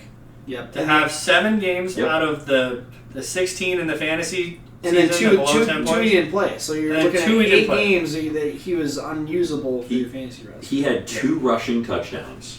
Yeah, that's so And he had 2 receiving touchdowns. So when your starting running back has 4 touchdowns on the season, half of them being receiving touchdowns, that's not really good. No, it's not. I hope it's just a bubble for Alvin Kamara. However, He's facing a 6-game suspension at the beginning of next year he as is. well. He's also reaching that shelf life for running backs, and we really could see a decline. Let's hope not. Yes. Eli. Yeah, so we're going to go through playoff heroes. So these are the players that you started in the later weeks and the start of the playoffs to the championship week that helped you take home the trophy. So these are near and dear to every fantasy player's heart. These are the people that put you over the top. So to get us started off, kind of an unsung hero, but Brock Purdy helped push people over the top for fantasy playoffs with some solid weeks, week 14 through, week 15 through week 17. He had above 20 points each week. And then Jerick McKinnon, I think another huge surprise, was a pickup we talked about in the free agency pickup. Really had some really big explosion weeks at the end of the season. I think a couple games went over 30 points for the playoffs, which really helped you put people over the edge. And then Christian McCaffrey, which, again, no surprise here with him being a nominee for the MVP of the year, but really came on strong and pulled through in the fantasy playoffs with some strong weeks through week 15 through week 17. And then another one that was good throughout the year, but really had one of his best stretches, CeeDee Lamb had some great weeks from week 15 through 17 as well. So I think most of these players had over 20 points and some had reached over the 30-point barrier in some of those playoff weeks. Mm-hmm. And to me, this is a particularly fun category before you announce the winner here, just because these guys also that are super hot at the end of the year tend to roll that over into next year a lot of the time, especially looking at guys like CeeDee Lamb and Jerick McKinnon, Christian McCaffrey, and even Brock Purdy. I mean, if he gets the starting job, I could hope really he roll does. that over, and it should be interesting and fun to watch. What they do over the next few seasons, but. Yeah, absolutely. It can be noted that you're going to see kind of like what you pointed out about Devin Singletary. Devin Singletary really had a stretch last year in the playoffs, won a lot of people playoffs, and at the beginning of this year, I mean, albeit it kind of phased off, but for the first 9-10 games, he really was the guy and he really got a lot of work. So you're 100% right. This definitely has a huge fantasy impact for next year. Another person that won people championship last year is Rashard Penny. Before That's he got another one. Before he got hurt, That he is right. really- Yes. He won some people some. So these are the players that, again, they don't have to be your MVPs. These are players that get hot at the right time. So Well, and guys like Brock Purdy and Jerick McKinnon are kind of unique too, in that you probably grabbed them at free agency right before the playoffs. Yeah. just like Rashard Penny last year and Yep. and everything like that. So, all right, drum roll, please. The winner of the playoff here, near and dear to your hearts, Christian McCaffrey took home the championship for your team. Thank you, CMC. Welcome back. Welcome back to Fantasy Relevance. Yeah, he really came out with a bang. I think after that trade to the amazing San Francisco, Mike Shanahan knows how to utilize Christian McCaffrey and get him the ball into space, and he just had some amazing end of the weeks and really pushed people over the edge. Gives them fewer than 90% of snaps, unlike the Panthers, and that rest really shows because Christian McCaffrey can do something with it. Did you mention how many points he averaged per game Through the playoffs. through the playoffs? I think we calculated it out yesterday. I think it was like 24. It was either 24 or 25 points per game. Yeah, it was over in the 25 a playoffs. game in the playoffs, yeah. Pretty. I think he was the number one by a long shot. Yeah, so we'll go through since he won. Yeah. It depends on when you start your playoffs, so we'll just start with week 14. 29 points week 14, week 15, 25 points, week 16, 13.8, so okay week there, but then really came home week 17 in the championship week with 31 points to wrap up the playoffs. Yeah. I think he was at 23 or 24 was the about highest by a long shot. Yeah. I mean, if you had Christian McCaffrey in your playoff run, you were probably in a great spot. Absolutely. Now, Absolutely. The reverse This- of The other coin. side of that. This next category. There's heroes. There's got to be some zeros. There are some zeros, playoff zeros to be specific. These guys you did not want to have around playoff time. These are, once again, players that you were relying on throughout the season. You had on your roster. These aren't nobodies. These are players that were good, but come playoff time, they So how really hurt you. the other playoff heroes were near and dear to your heart? This blackened my heart. Like deep, Yes. deep hatred for some of these people on this list. It's very upsetting just to read these names, but I'm going to have fun doing I think it. we all have some animosity against. Yes. There's a couple of St. that we had on our rosters Yeah. that we'll point out. So Yeah. I love this first one, this first nominee on here, because he has already won an award for Breakout Player of the Year. And if you're keeping track at home, that is Ramondre Stevenson, who had one heck of a season Amazing. all the way up until the playoffs kicked in for fantasy football. And then You- Ramondre Stevenson. You slowly numbers, grew my love, and then you ripped out my heart and stomped on it. Can't close the deal. They were Gosh. absolutely brutal. Eli, will you give us some Oh. Ramondre Stevenson playoff numbers? So, and make depending you on where relive you it? started, so we'll start week 14. He had 3 points, which is absolutely insane. Had a really good week. Week 15 gave you a little bit of hope, 24 points. And then week 16, 17, absolutely put a knife through your heart. 2 points and then 7 points in PPR. So, really just no chance of going forward with Ramondre Stevenson. 2 points? Yeah. I heard Dude, 2 points? when you're sub 5 points, you're destroying your roster. You can't win like that. Miles Sanders is the next one up here. Miles Sanders had a sneakily good season all throughout the year. The playoffs kicked in, and Miles Sanders Did not. did not do you any favors It was really bad too. whatsoever. And then proceeded to also tweet about how he doesn't care about your fantasy football. So the funniest thing is, like, right before the playoffs, he had like a really good stretch. Week 14 at 28 points. You're all happy. Week 15, 1 point. Week 16, 6 points. Week 17, 6 points. Just absolutely brutal. Brutal. Absolutely brutal. And then this next player is someone that we actually almost considered for our consistency list as a nominee because he was that good all season long. But when the playoffs came, Stephon Diggs did not have your back, and I am not digging it, okay? Stephon Diggs, terrible numbers for the playoffs. Eli, you want to give us the fantasy stats? I have it. He had, in week 14, 6.7 points. Oof. In week 15, he had 10.7. For week 16, he had 4.6. And in week 17, with the unfortunate game, he had 4.6 that got zeroed out. Yeah. So you got So you really, really got hurt in that last game. And, it's an unfortunate scenario, but, Yes. I mean, that was not something that... Depending if they change the rule, Yeah. they change the rule or whatever. But Yes, what do you have for week 18 for those who filled it in? As oddly as it is, he actually He had a really good week. he had a really good week. Yeah, he had, so- 20, he had so- 23 points. Yeah. But So if you were one of the lucky few That made it through made with it them. through his bad weeks, and and then got to the championship, and then had that game be canceled, and then had your commissioner move it so that you got his points for week 18, then and only then was Stephon Diggs in your favor for the playoffs. Otherwise, he hurt you pretty bad. He really, really did not do favors for you. And then last but not least, this is another player that, I mean, quite frankly, had one heck of a season despite chaos going on around him. And this is Devonta Adams, who had, I believe, 14 touchdowns on the year. He did. I mean, absolutely insane season. Was a top 5 wide receiver in pretty much every category Number 3. across the Yeah. board. But his playoff numbers were?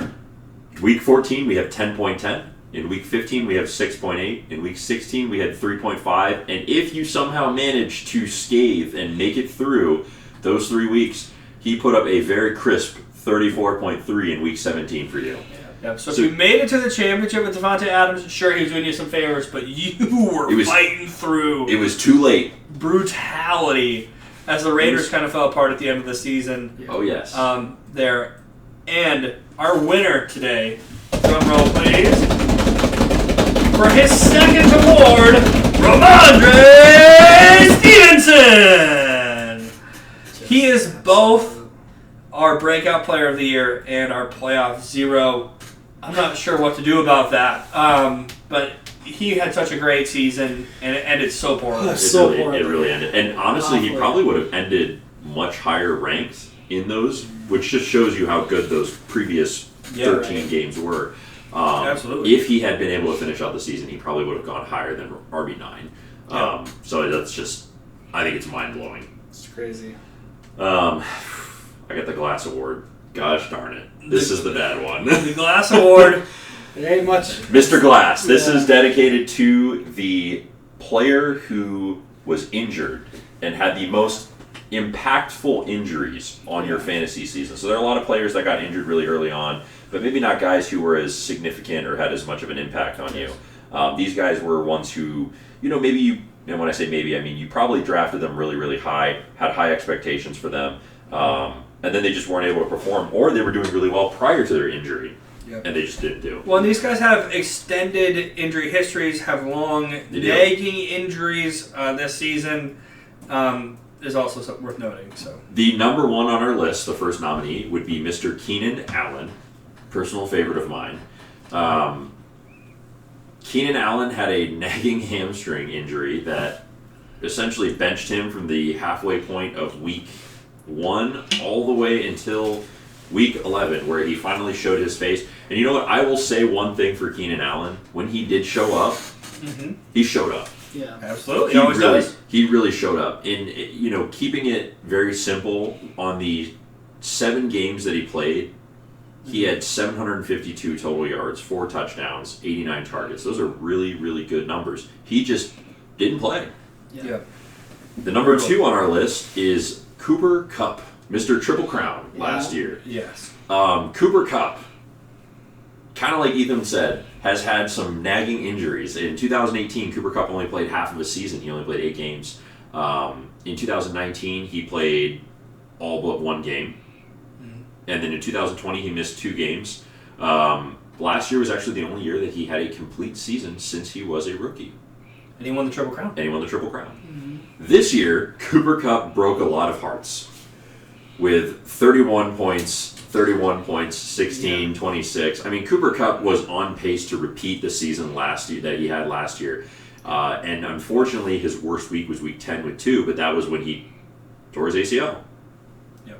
And just to give you some stats for where he was at prior to leaving, was 812 yards and 6 touchdowns. And that was through week what? And that was through week 10. He didn't even play all of week 10. So that was 9 games. So he played half of a season. And he had 812 yards, 98 targets, 75 receptions. I mean, he was on pace to do what he did again last year. To have over 1,600 yards and 150 receptions. And just got injured. Yep. The number 3 nominee that we have is DeAndre Swift. A personal favorite of mine. I was super high on this guy all year. And he really broke my heart with this whole shoulder injury. He started a really good season, had 26 points, 16 points in week 2, and then he left early, didn't show back up for week 4. There was the whole kind of conversation on whether or not he was going to be on a snap count or whether he was going to be coming in after the bye. And when he did come back, he really was on a snap count. And Jamal Williams, who won a superlative for us already for this exact reason, took over the backfield. DeAndre Swift didn't really get his mojo back until, I would say, week 13, and then at that point he still was on a limited snap count. He actually has not played a whole season since he's been drafted. Wow. He has not played a whole season. He has, and this is actually the most games in a single season he's played since he's been drafted. Wow. So for that reason, we nominated him for the Glass Award. And the final one is a very obvious one, but near and dear to all of your hearts, and Michael Thomas. What can be said about Michael Thomas that we haven't already said? Anybody who's injured more than Michael Thomas in the whole NFL? He's either made of glass, he defines it, or he's just super unlucky. Yeah. Over these last 4 years, whatever it's been, I mean, is there anybody that's been hurt more than Michael Thomas? No. And the one thing that the last 3 seasons, he played 3 games this year. He played no games last year. Mm-hmm. He played 7 games the year before that. And then he's missed, about 1 game for the last 3 years prior, 2 games. So, he it was good actually before that. The last 3 years, yeah. But really the last 3 years is where it's been, where he's played 10 total games. Yeah. And broke a lot of people's hearts. Really sad scenario. Hopefully, the whole thing that's going on with him with the restructuring his contract, we'll see really where it goes. And I think the main reason why we kind of hesitated on nominating him was because everybody's expectations were tempered for Michael Thomas. We knew what you were buying into. You knew the injury. Yeah. So with that being said, drum roll please. The winner of the Mr. Glass Award is DeAndre Swift. DeAndre Swift. A first-round pick who really just kind of tempered his own expectations when he was injured. Really unfortunate, but had a pretty significant impact. Didn't really do what he was supposed to do, unfortunately. Yeah, I think reason why we really went with him or decided to go with him is because he always seemed like he was coming back, and when he didn't come back, he still had a snap count for a long period of time. So you were enticed to starting him, and then when you start him, he still would only get 5 or 6 points, or something very small compared to what he was expected to have. So he just was kind of lingering and really making it hard to know what to do with him throughout the season. Mm-hmm. Yeah, absolutely. Let's be a little more positive. Let's bring it on to Eli with Rookie of the Year. Yeah, absolutely. So Rookie of the Year. So these are our famous rookies that we've talked about a lot throughout the season.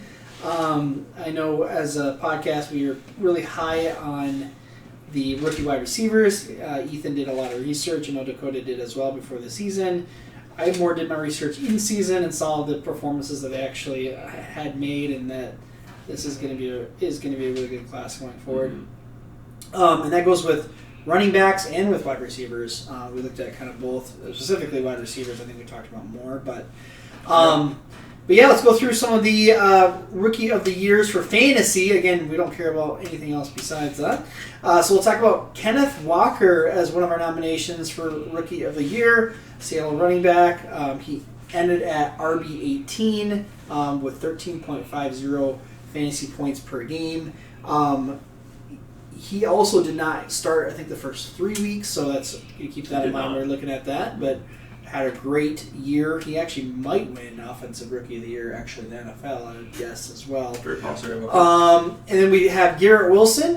He ended up as wide receiver 20 for the New York Jets. Averaged 12.63 points per game for fantasy there as well. I think we talked about him endlessly on the podcast due to another Wilson that I will not say his first name. We'll say it later, don't worry.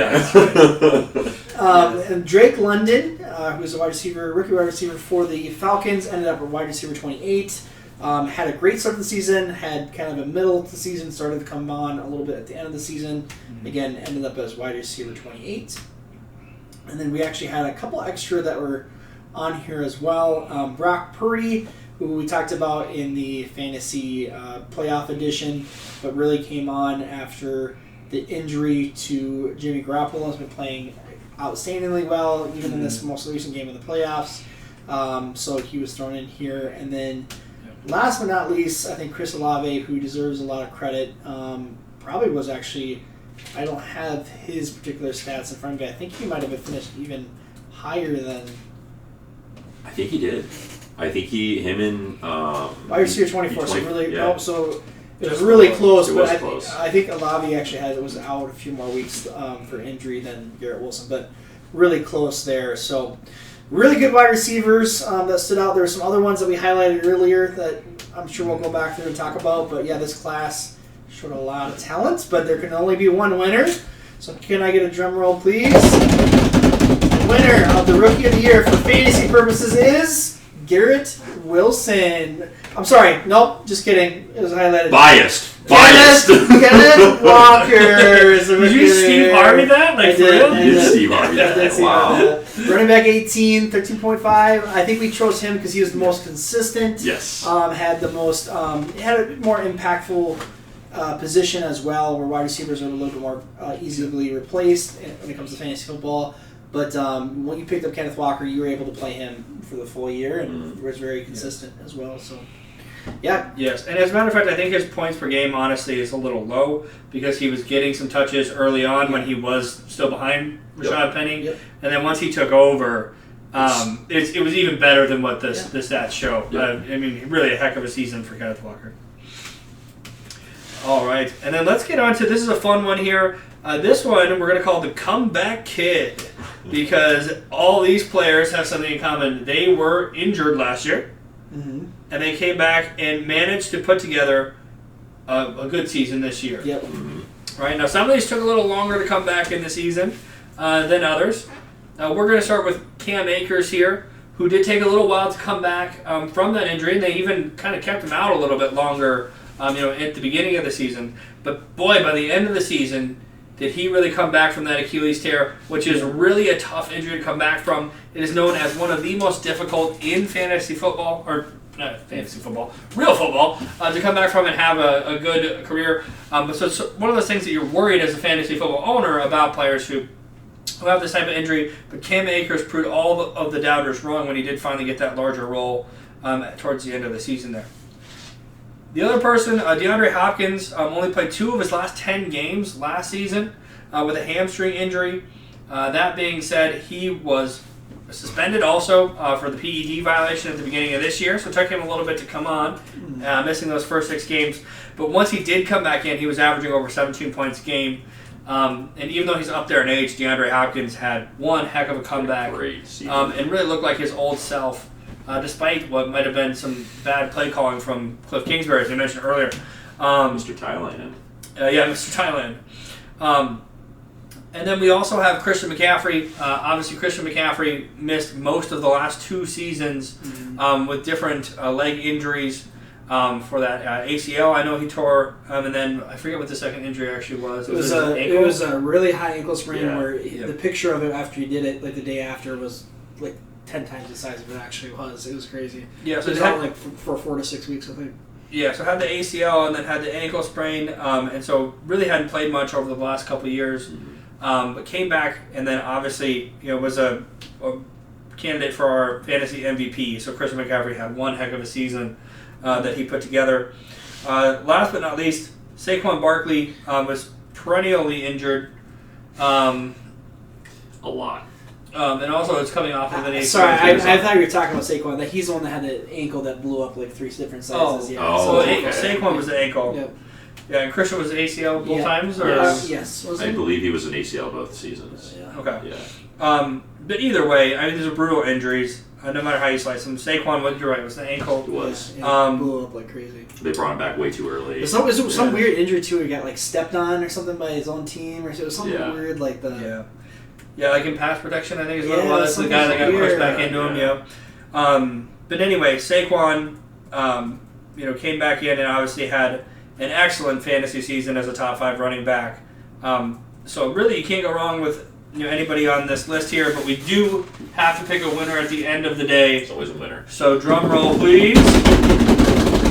The winner is Saquon Barkley. Perfect. Saquon, welcome back. Yeah, he really came on super strong. I think people were doubting him because of the injury. I think what happened too, why people were really doubting him, is because he had that high ankle sprain, but he came back really early, like earlier than people wanted him to come back, and then his performance was really not good for the last half of the season. He was supposed to come back after 8 weeks. It was one of those ones where they were like, we're going to leave him. He came back at 6 weeks. It was like 5 or 6 weeks, and they were really sick. He came back even earlier than that. And then he played for like maybe a few games, and then he ended up re-injuring it again like 3 or 4 weeks later, and then just was done. And they finally just left it there. I think the Giants were in a desperate spot, really trying to use him.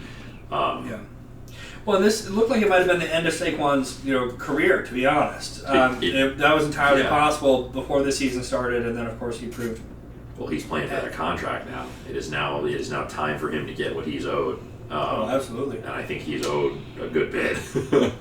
The next award, I have the unfortunate pleasure of announcing. There's a defense in fantasy football, because who cares about defenses in fantasy football? I'm going to make this really simple. I'm really just going to give you the top 4, and then we're going to nominate the number 1. Yep. We have the number 1 nomination, that is the New England Patriots. The number 2 nomination, which is the Dallas Cowboys. Number 3, which is the San Francisco 49ers. And number 4, the Philadelphia Eagles. And the winner of the There's a Defense in Fantasy Award is the New England Patriots. Woo! We don't need a drum roll. We don't even need a drum roll defense. We trash defense. Yeah, we trash defenses all day, but at the end of the day, there are some seasons where defenses do win championships. I remember a couple of years ago, the New England defense was like a 200-plus point scorer, and they were one of the better players that you could have had. If you don't pay attention to who they're playing and who you pick, it could really actually mess you up. with the negative points. Depends on your format too. Like some Yeah. formats actually have some more points awarded in different ways to defenses too. So really pay attention to your format. But yeah, they can make the difference. Yes. Depending on how much they average Yeah. and stuff. So That's another reason why we hesitate on the defense award and kind Yes. of downplay it a little bit is because it is really format specific. So make sure you look at your rules and kind of track it in your own leagues. But good thing to look at. excellent. All right, so we kind of got through most of our fantasy awards. We're kind of jumping into our podcast and kind of some in our own personalized podcast awards. Yes. The first one that we want to talk about is our frequent flyer award, and this is for people that we talked about the most on our podcast. And we kind of broke it out in two different categories. So I'm going to go over the good, and then Ethan will go over the bad. We'll talk about basically these players that are people that we continuously brought up because we were high on them or that we wanted to highlight them, and they turned out to be a good player that ended up to be a good either pickup or player that you wanted to continue to look at in the future. And you're going to see a lot of these guys had previously won awards, and there's a reason why they won awards. It's because Right. they were really worth what, they were worth talking about. Yep, Yeah. absolutely. Yes. Yeah, so we'll run through these real quick. So Garrett Wilson was consistently brought up for a lot of different reasons. One was the talent. We saw the explosion, especially after that first week with Joe Flacco himself, Mr. Elite. Mr. Flacco. And then, of course, we had the other Wilson experience and had some other experiences in there as well. But it's talent and ended up picking somebody off of the waiver wire that you got, wide receiver 20, which you talked about earlier. So definitely a really good call as a podcast there. And Kenneth Walker, which you just talked about as Rookie of the Year. So obviously a really good talking point there, and to bring him up as a really good pickup. And then Jalen Hurts, which we really talked about a lot before the season as far as like the breakout campaign, and turned out to be, like we talked about, the QB3. So really good highlight there. And then Christian Watson, who we had kind of up and down with, but we really talked about a lot in the talent specifically because where he was and where he was drafted, and then obviously the speed that he has on the field, and turned out to be really well, especially with those weeks that we talked about.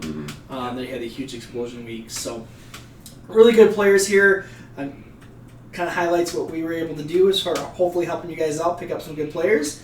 But there can only be one winner of who is the best frequent flyer of the podcast. So drum roll, please.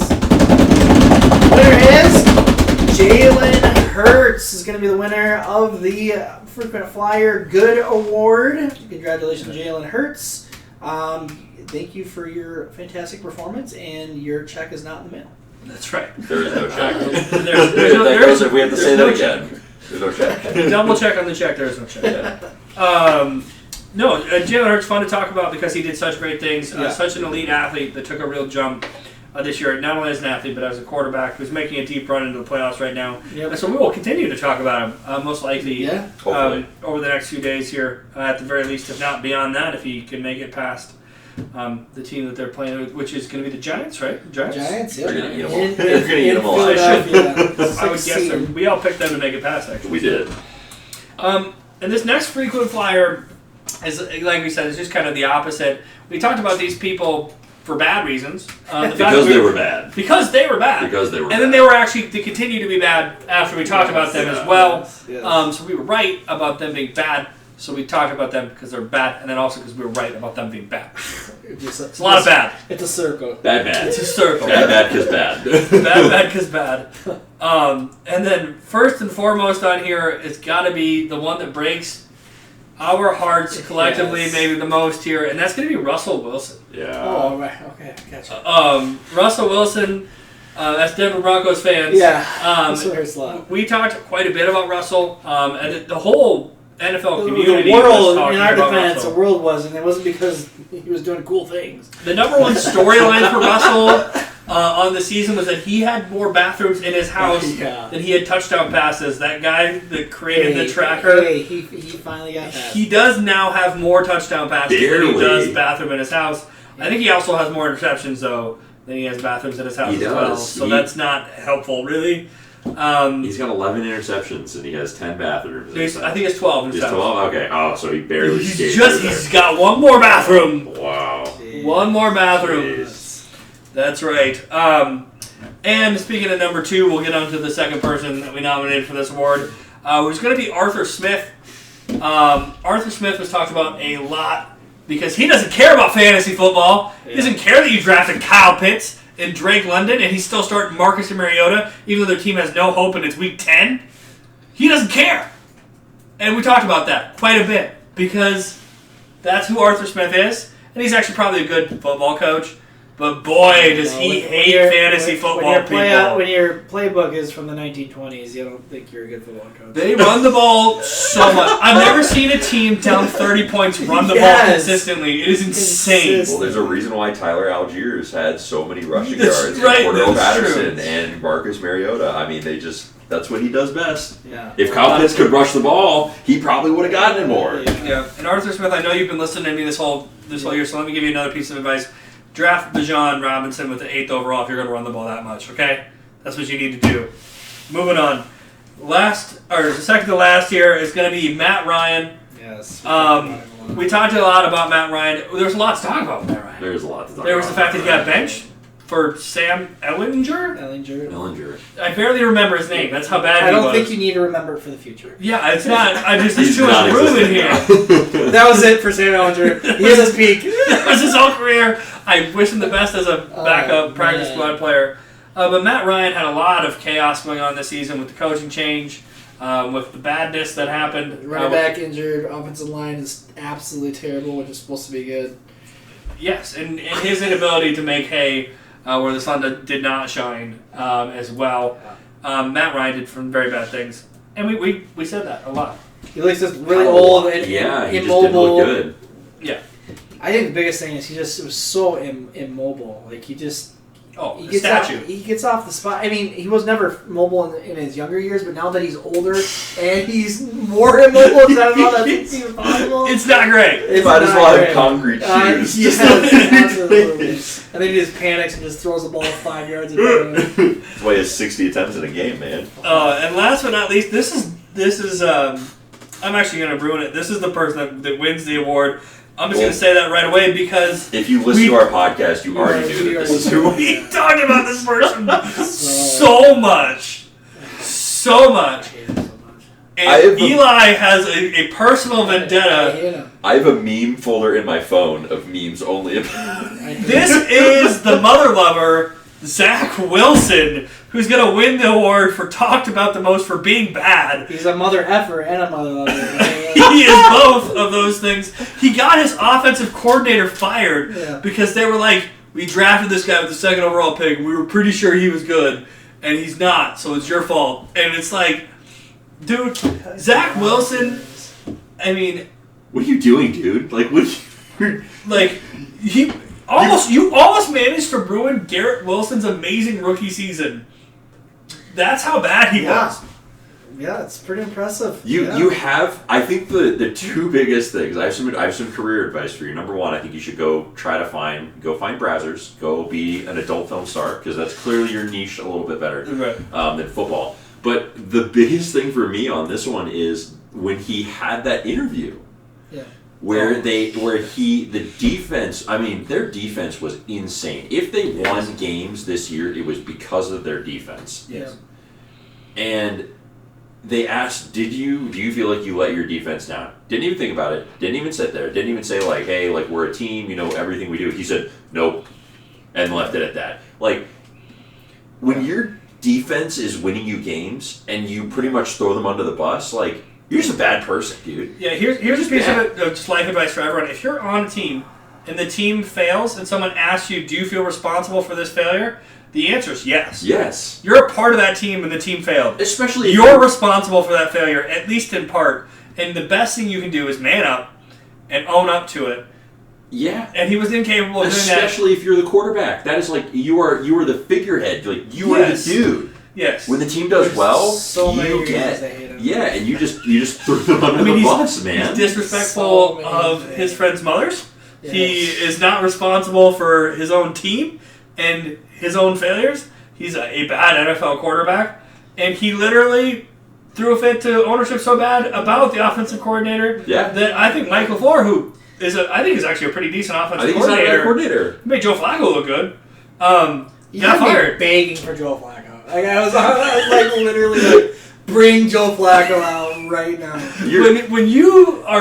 When the difference between you and Joe Flacco is massive, Yeah. you know you have a problem.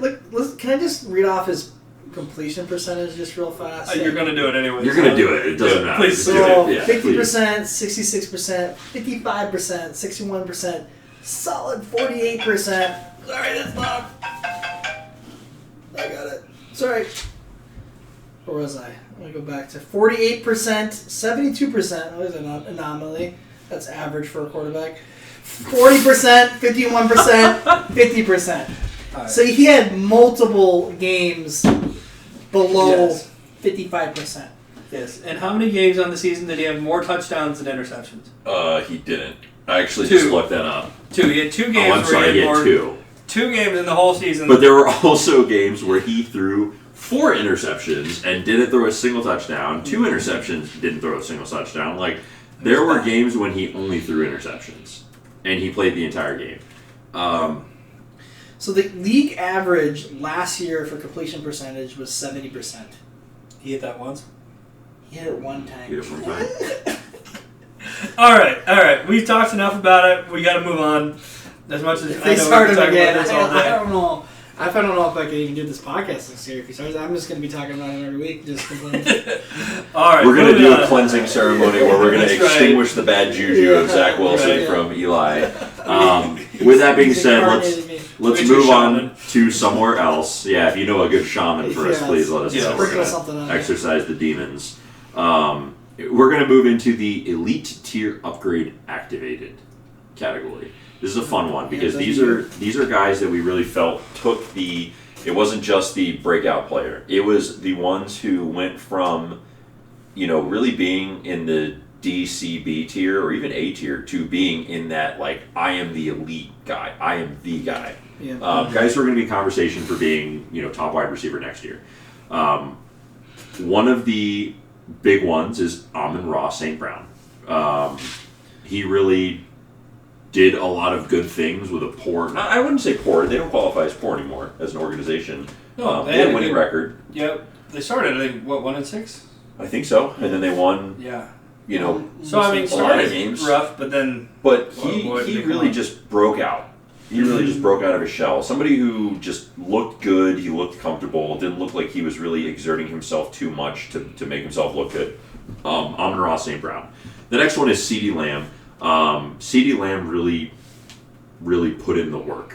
Kind of like what we talked about, he, especially at the end of the season, in the playoffs points where it really counted, CeeDee Lamb did what you expected him to do. He really put that potential in that people have been talking about for a few years. Yes. With a lot of crowded wide receivers in that room. Yes. And Jack to the wide receiver 1, Yeah, not only on his team, but obviously for fantasy. Ended up as wide receiver Very. 5. Yep. yeah, very quickly. The number 2 on this one the number 3 on this one is AJ Brown, somebody who, really was floated in that C and D tier for a while with the Titans. Never really reached his full potential, but as soon as he got traded, he really showed that he was a guy who, when you put him in a system where the quarterback is actually good and not Ryan Tannehill, he can really flourish. Wide receiver 6, yeah. Wide receiver 6. And then we also have Jalen Hurts, who we have said, I don't know what else can be said about Jalen Hurts. I mean, had it not been from the injury, would have been quarterback 2 behind Patrick Mahomes. That tells you everything you need to know. There's really nothing, and I think next year has a very high potential with the fact that he has a consistent wide receiver core. He has the potential to pass Patrick Mahomes. And they could take another offensive weapon in the first round because they have 2 first-round draft picks. They could. And a complete team. Everybody should be terrified. That whole division should be terrified. Mm-hmm. We can't say enough about Jalen Hurts. He's great. We love him.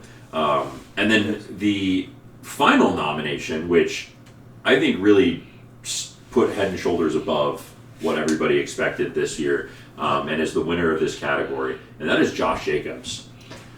Boy, did he have a heck of a season. He played for that contract, Yeah. and the Raiders. I know there was some discussion earlier about him possibly not being on the Raiders next year, and he really told them, like, hey man, don't worry, I'm going to show you why you should pay me. Yeah, they're backing the truck up to his house right now, and it's just filled with money. It is, and Because- if they're not, they're dumb, And I really hope that you get paid at another team. The guy finished, I don't know what he was drafted as preseason, but he finished as running back number 3. Yeah. That's crazy. Literally an elite tier. And you were getting him in the 3rd or 4th round. Oh, yeah. Right around there. A guy who you were expecting to be like a low-end running back 2, even a flex. RB22 is what he's drafted as. Yeah. And just... So, other running backs around him, Elijah Mitchell, one running back drafted, J.K. Dobbins, A.J. Dillon, and those are drafted right around him, and you could have got Josh Jacobs. And to give you some perspective about like the yards, he had a 3-game stretch where he did not have below 143 yards. That is crazy, and that's just rushing yards. I mean, he had a 229-yard game. He had another 144-point game, 144-yard game, 109-yard game. Josh Jacobs just put the team on his back, literally, and just ran into the end zone. 12 touchdowns, 1,653 rushing yards, 400 receiving yards. Just an absolute monster. Yep. I think he's going to be going in the first round next year, without a doubt. For sure. Yeah. So, who is the winner? The winner, obviously, as we have discussed it enough, is Josh Jacobs. Josh Jacobs. Josh Jacobs. Took home the hardware. I really don't think that there's anything else that we could say about him. He's a monster. Yeah, absolutely. I completely agree. I think it will be interesting to see what they do. I would think they would pay him, but I don't know. Grade has been really weird. And he's young, too.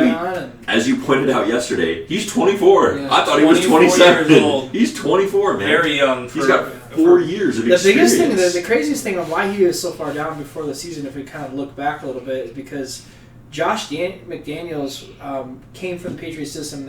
Everybody thought, and he came out and actually said this, that they was going to have multi-back system and have used 3 to 4 backs and all this, and he comes out and nope, that's not the case. Full Josh Jacobs, and he was extremely involved in the passing game. And people for fantasy have been for years screaming at the top of lungs for him to be involved in passing because he showed that a lot of work at Alabama in college, but he was never utilized like that. So this year, Josh McDaniels utilized him the right way, and it showed. I mean, he finished his RB3. He had over 2,000 all-purpose yards. Yeah. That's crazy. So I will highlight this again, why this category is so important, though, and Dakota did a really good job talking about it. These guys jumped up to elite tier, so think about these guys going forward next year, especially as you're looking to draft. I mean, we'll go through it, of course, as we get closer to the season, but, Amon-Ra really took that step forward. Is clearly number 1, finished at wide receiver 7, CD at wide receiver 5, really took that top-tier leap. A.J. Brown showed that he can be the top tier, the person on that team. And then obviously just talked about Josh Jacobs, and we've talked enough about Jalen Hurts, but these guys are people you want to really look at next year. For sure. First and second rounders, without a doubt. Yep. No doubt. Some of these are the ones that are coming up. They're awards, I guess, but they're more kind of like more about us. They're more about us. This is our show. Sometimes we want to talk about us. I want to talk about us and highlight our faults, actually. Yes. Because these are ones that we should have kept our mouths shut. We like to talk, and we talk a lot. Yeah. We should have stayed quiet. Okay, yeah, so I'll go through this, and we can kind of point out if there is somebody that would fall under this nomination, you can speak up. I'll start with the first one. I think there's a lot of people. So frequent flyer, we should have stayed quiet. So these are the people we should have probably not talked as much about or been as high on because unfortunately they did not pan out as best as we want them. So I'll start off with the first one. Kansas City wide receivers. There were a lot of conversations had about Kansas City wide receivers and a lot of faith put into some specific drafted wide receivers that did not turn out. I believed. I really believe.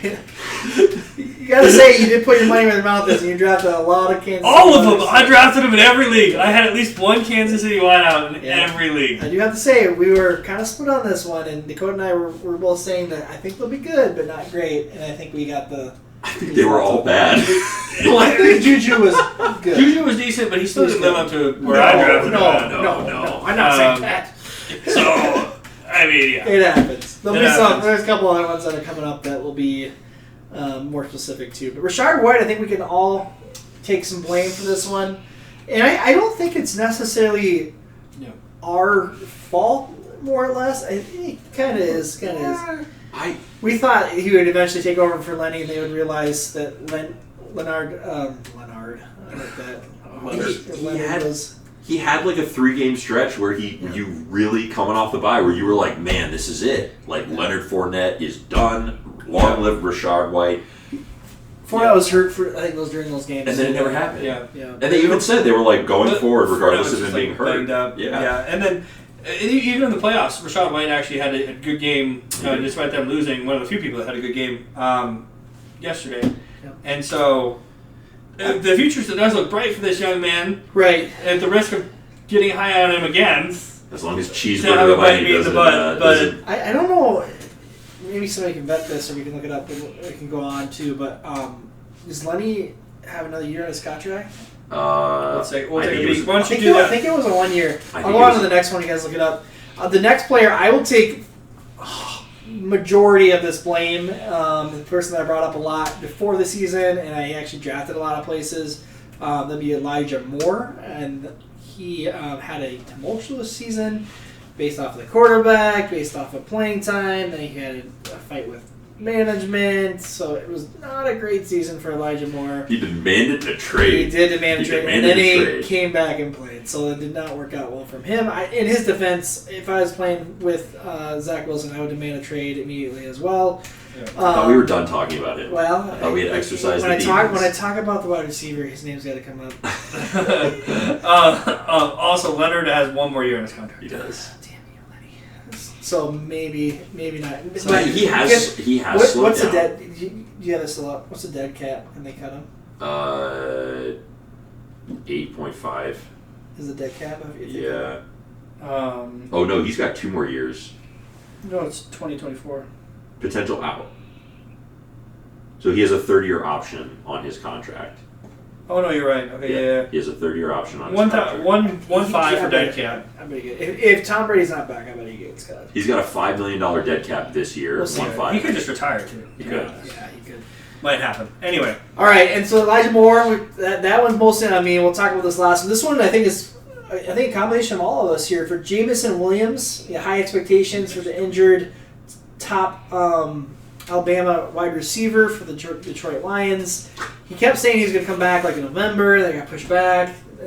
Later November, then December. Even when he was healthy, it was like he wasn't really on the field much. Not a lot of snaps, not a lot of playing time.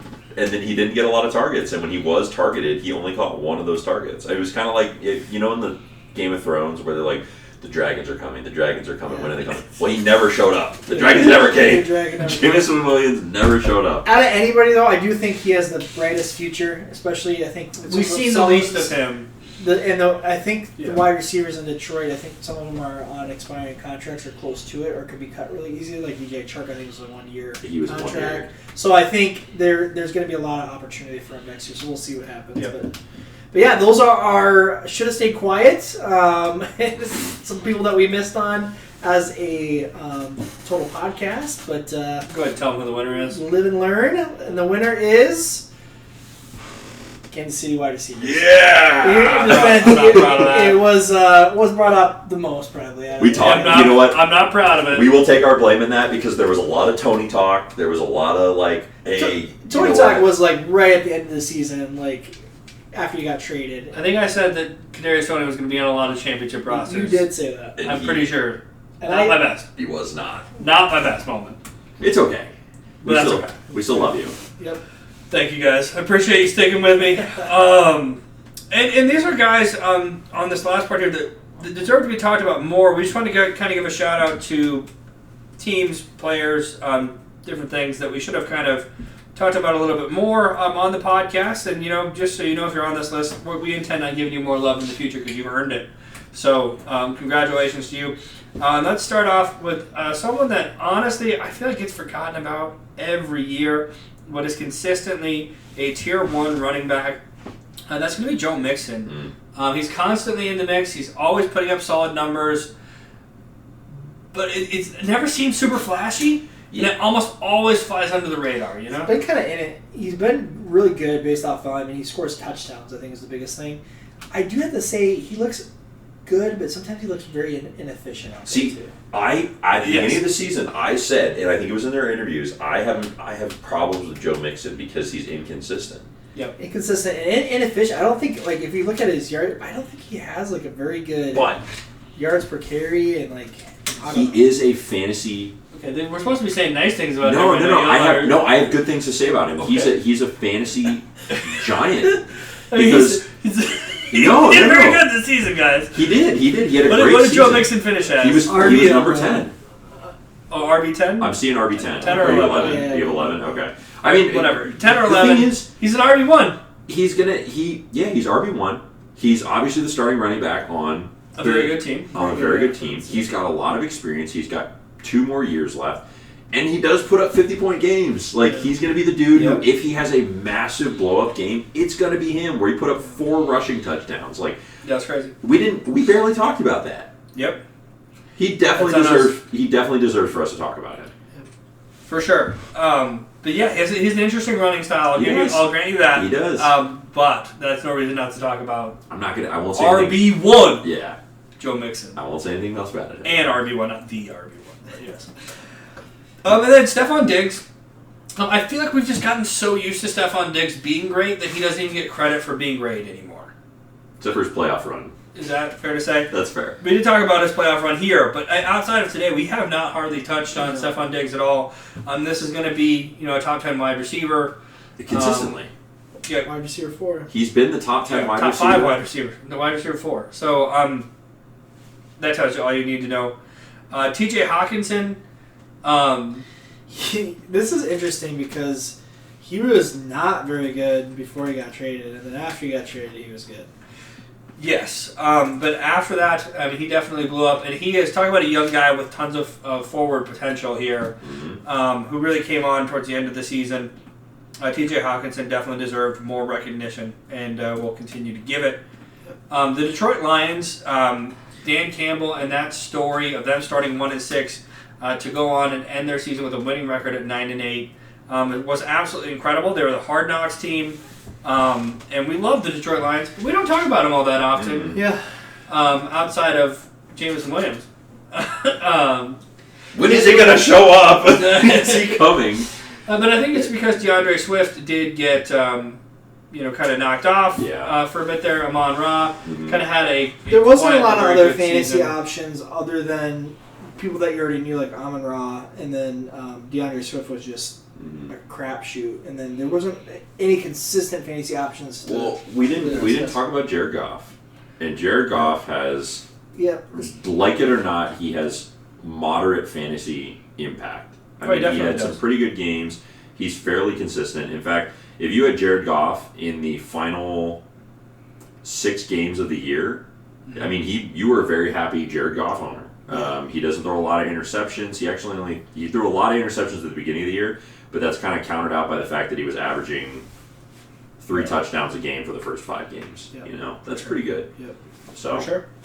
Then speaking of quarterbacks, we didn't talk about enough. The absolute turnaround that is the Trevor Lawrence story to lead his team not only to a winning record on the season, but also into the playoffs, also past the Chargers and one of the greatest comebacks in playoff history. Trevor Lawrence does not get enough recognition from this podcast, and so we just want to shout him out. Boy, has he looked good this year. It's crazy to think about, you're specifically talking about Dynasty, how his value went from 0 to what it is now. Like, that's it. Yeah. It kind of shows, like, how that can change so quickly in Dynasty for value, too. Mm-hmm. For sure. No, and the winner actually is Trevor Lawrence for this very reason. Yeah. Yep. I like Trevor Lawrence. It's hard not to like him, Yeah. You see him, like, stretch over the goal line for the 2-point conversion? Like, he was, like... He's got a huge wingspan. Yeah. He's like a swan. It's crazy. Like, go gadget, like, I like sticking him out there. It's hard not to like him, and he, like, doesn't really have an attitude. He kind of is just like a guy. The most chill guy, of chill guys. He's like the Matthew McConaughey of quarterbacks. He is the Matthew McConaughey of quarterbacks. I do love that. It's like he should have a van with a surfboard attached to it. I always think of Sunshine from Remember the Titans. Yeah. Dude, he just... Great movie. You saw that he was at the Waffle House after they won the playoff game? Yeah. Like, He could have gone anywhere, and he makes millions of dollars, and he chooses to go to a Waffle House in Jacksonville, Florida. Yeah. Put yourself in a lot of danger. Yeah. Nobody's gonna shoot Trevor Lawrence. No, he's a national Especially hero after there. you won. If you lost. Yeah. That's a good point. That's a different story. And with that takes us to the end of our award show. We've talked about a lot of really good players. We've given out what we think are pretty good awards, even though there's no prize money. Yep. But it's been a great fantasy season. I mean, really it's been weird. fun. Yeah. You know, actually, there's one last award that I would like to give out, Okay. and that is to the best new fantasy podcast on YouTube right now. Please stop. Yeah. Is it? And there's only one nominee. Oh, thank goodness, because we wouldn't have won if there was more than one. Unopposed. It is the Fantasy Play Callers. Thank you guys so much for tuning in. Thank you so much for being loyal fans. Yes, We appreciate thank you guys. all of you. Hopefully you enjoy us being goofballs and having a good time over here. And helping you win. And helping you win fantasy championships. We're going to have more content for you this whole offseason. Watch for some changes coming up. We got big things coming. Wish you all the best. And don't forget to like and subscribe down below. Peace. Thanks Thanks, guys. guys.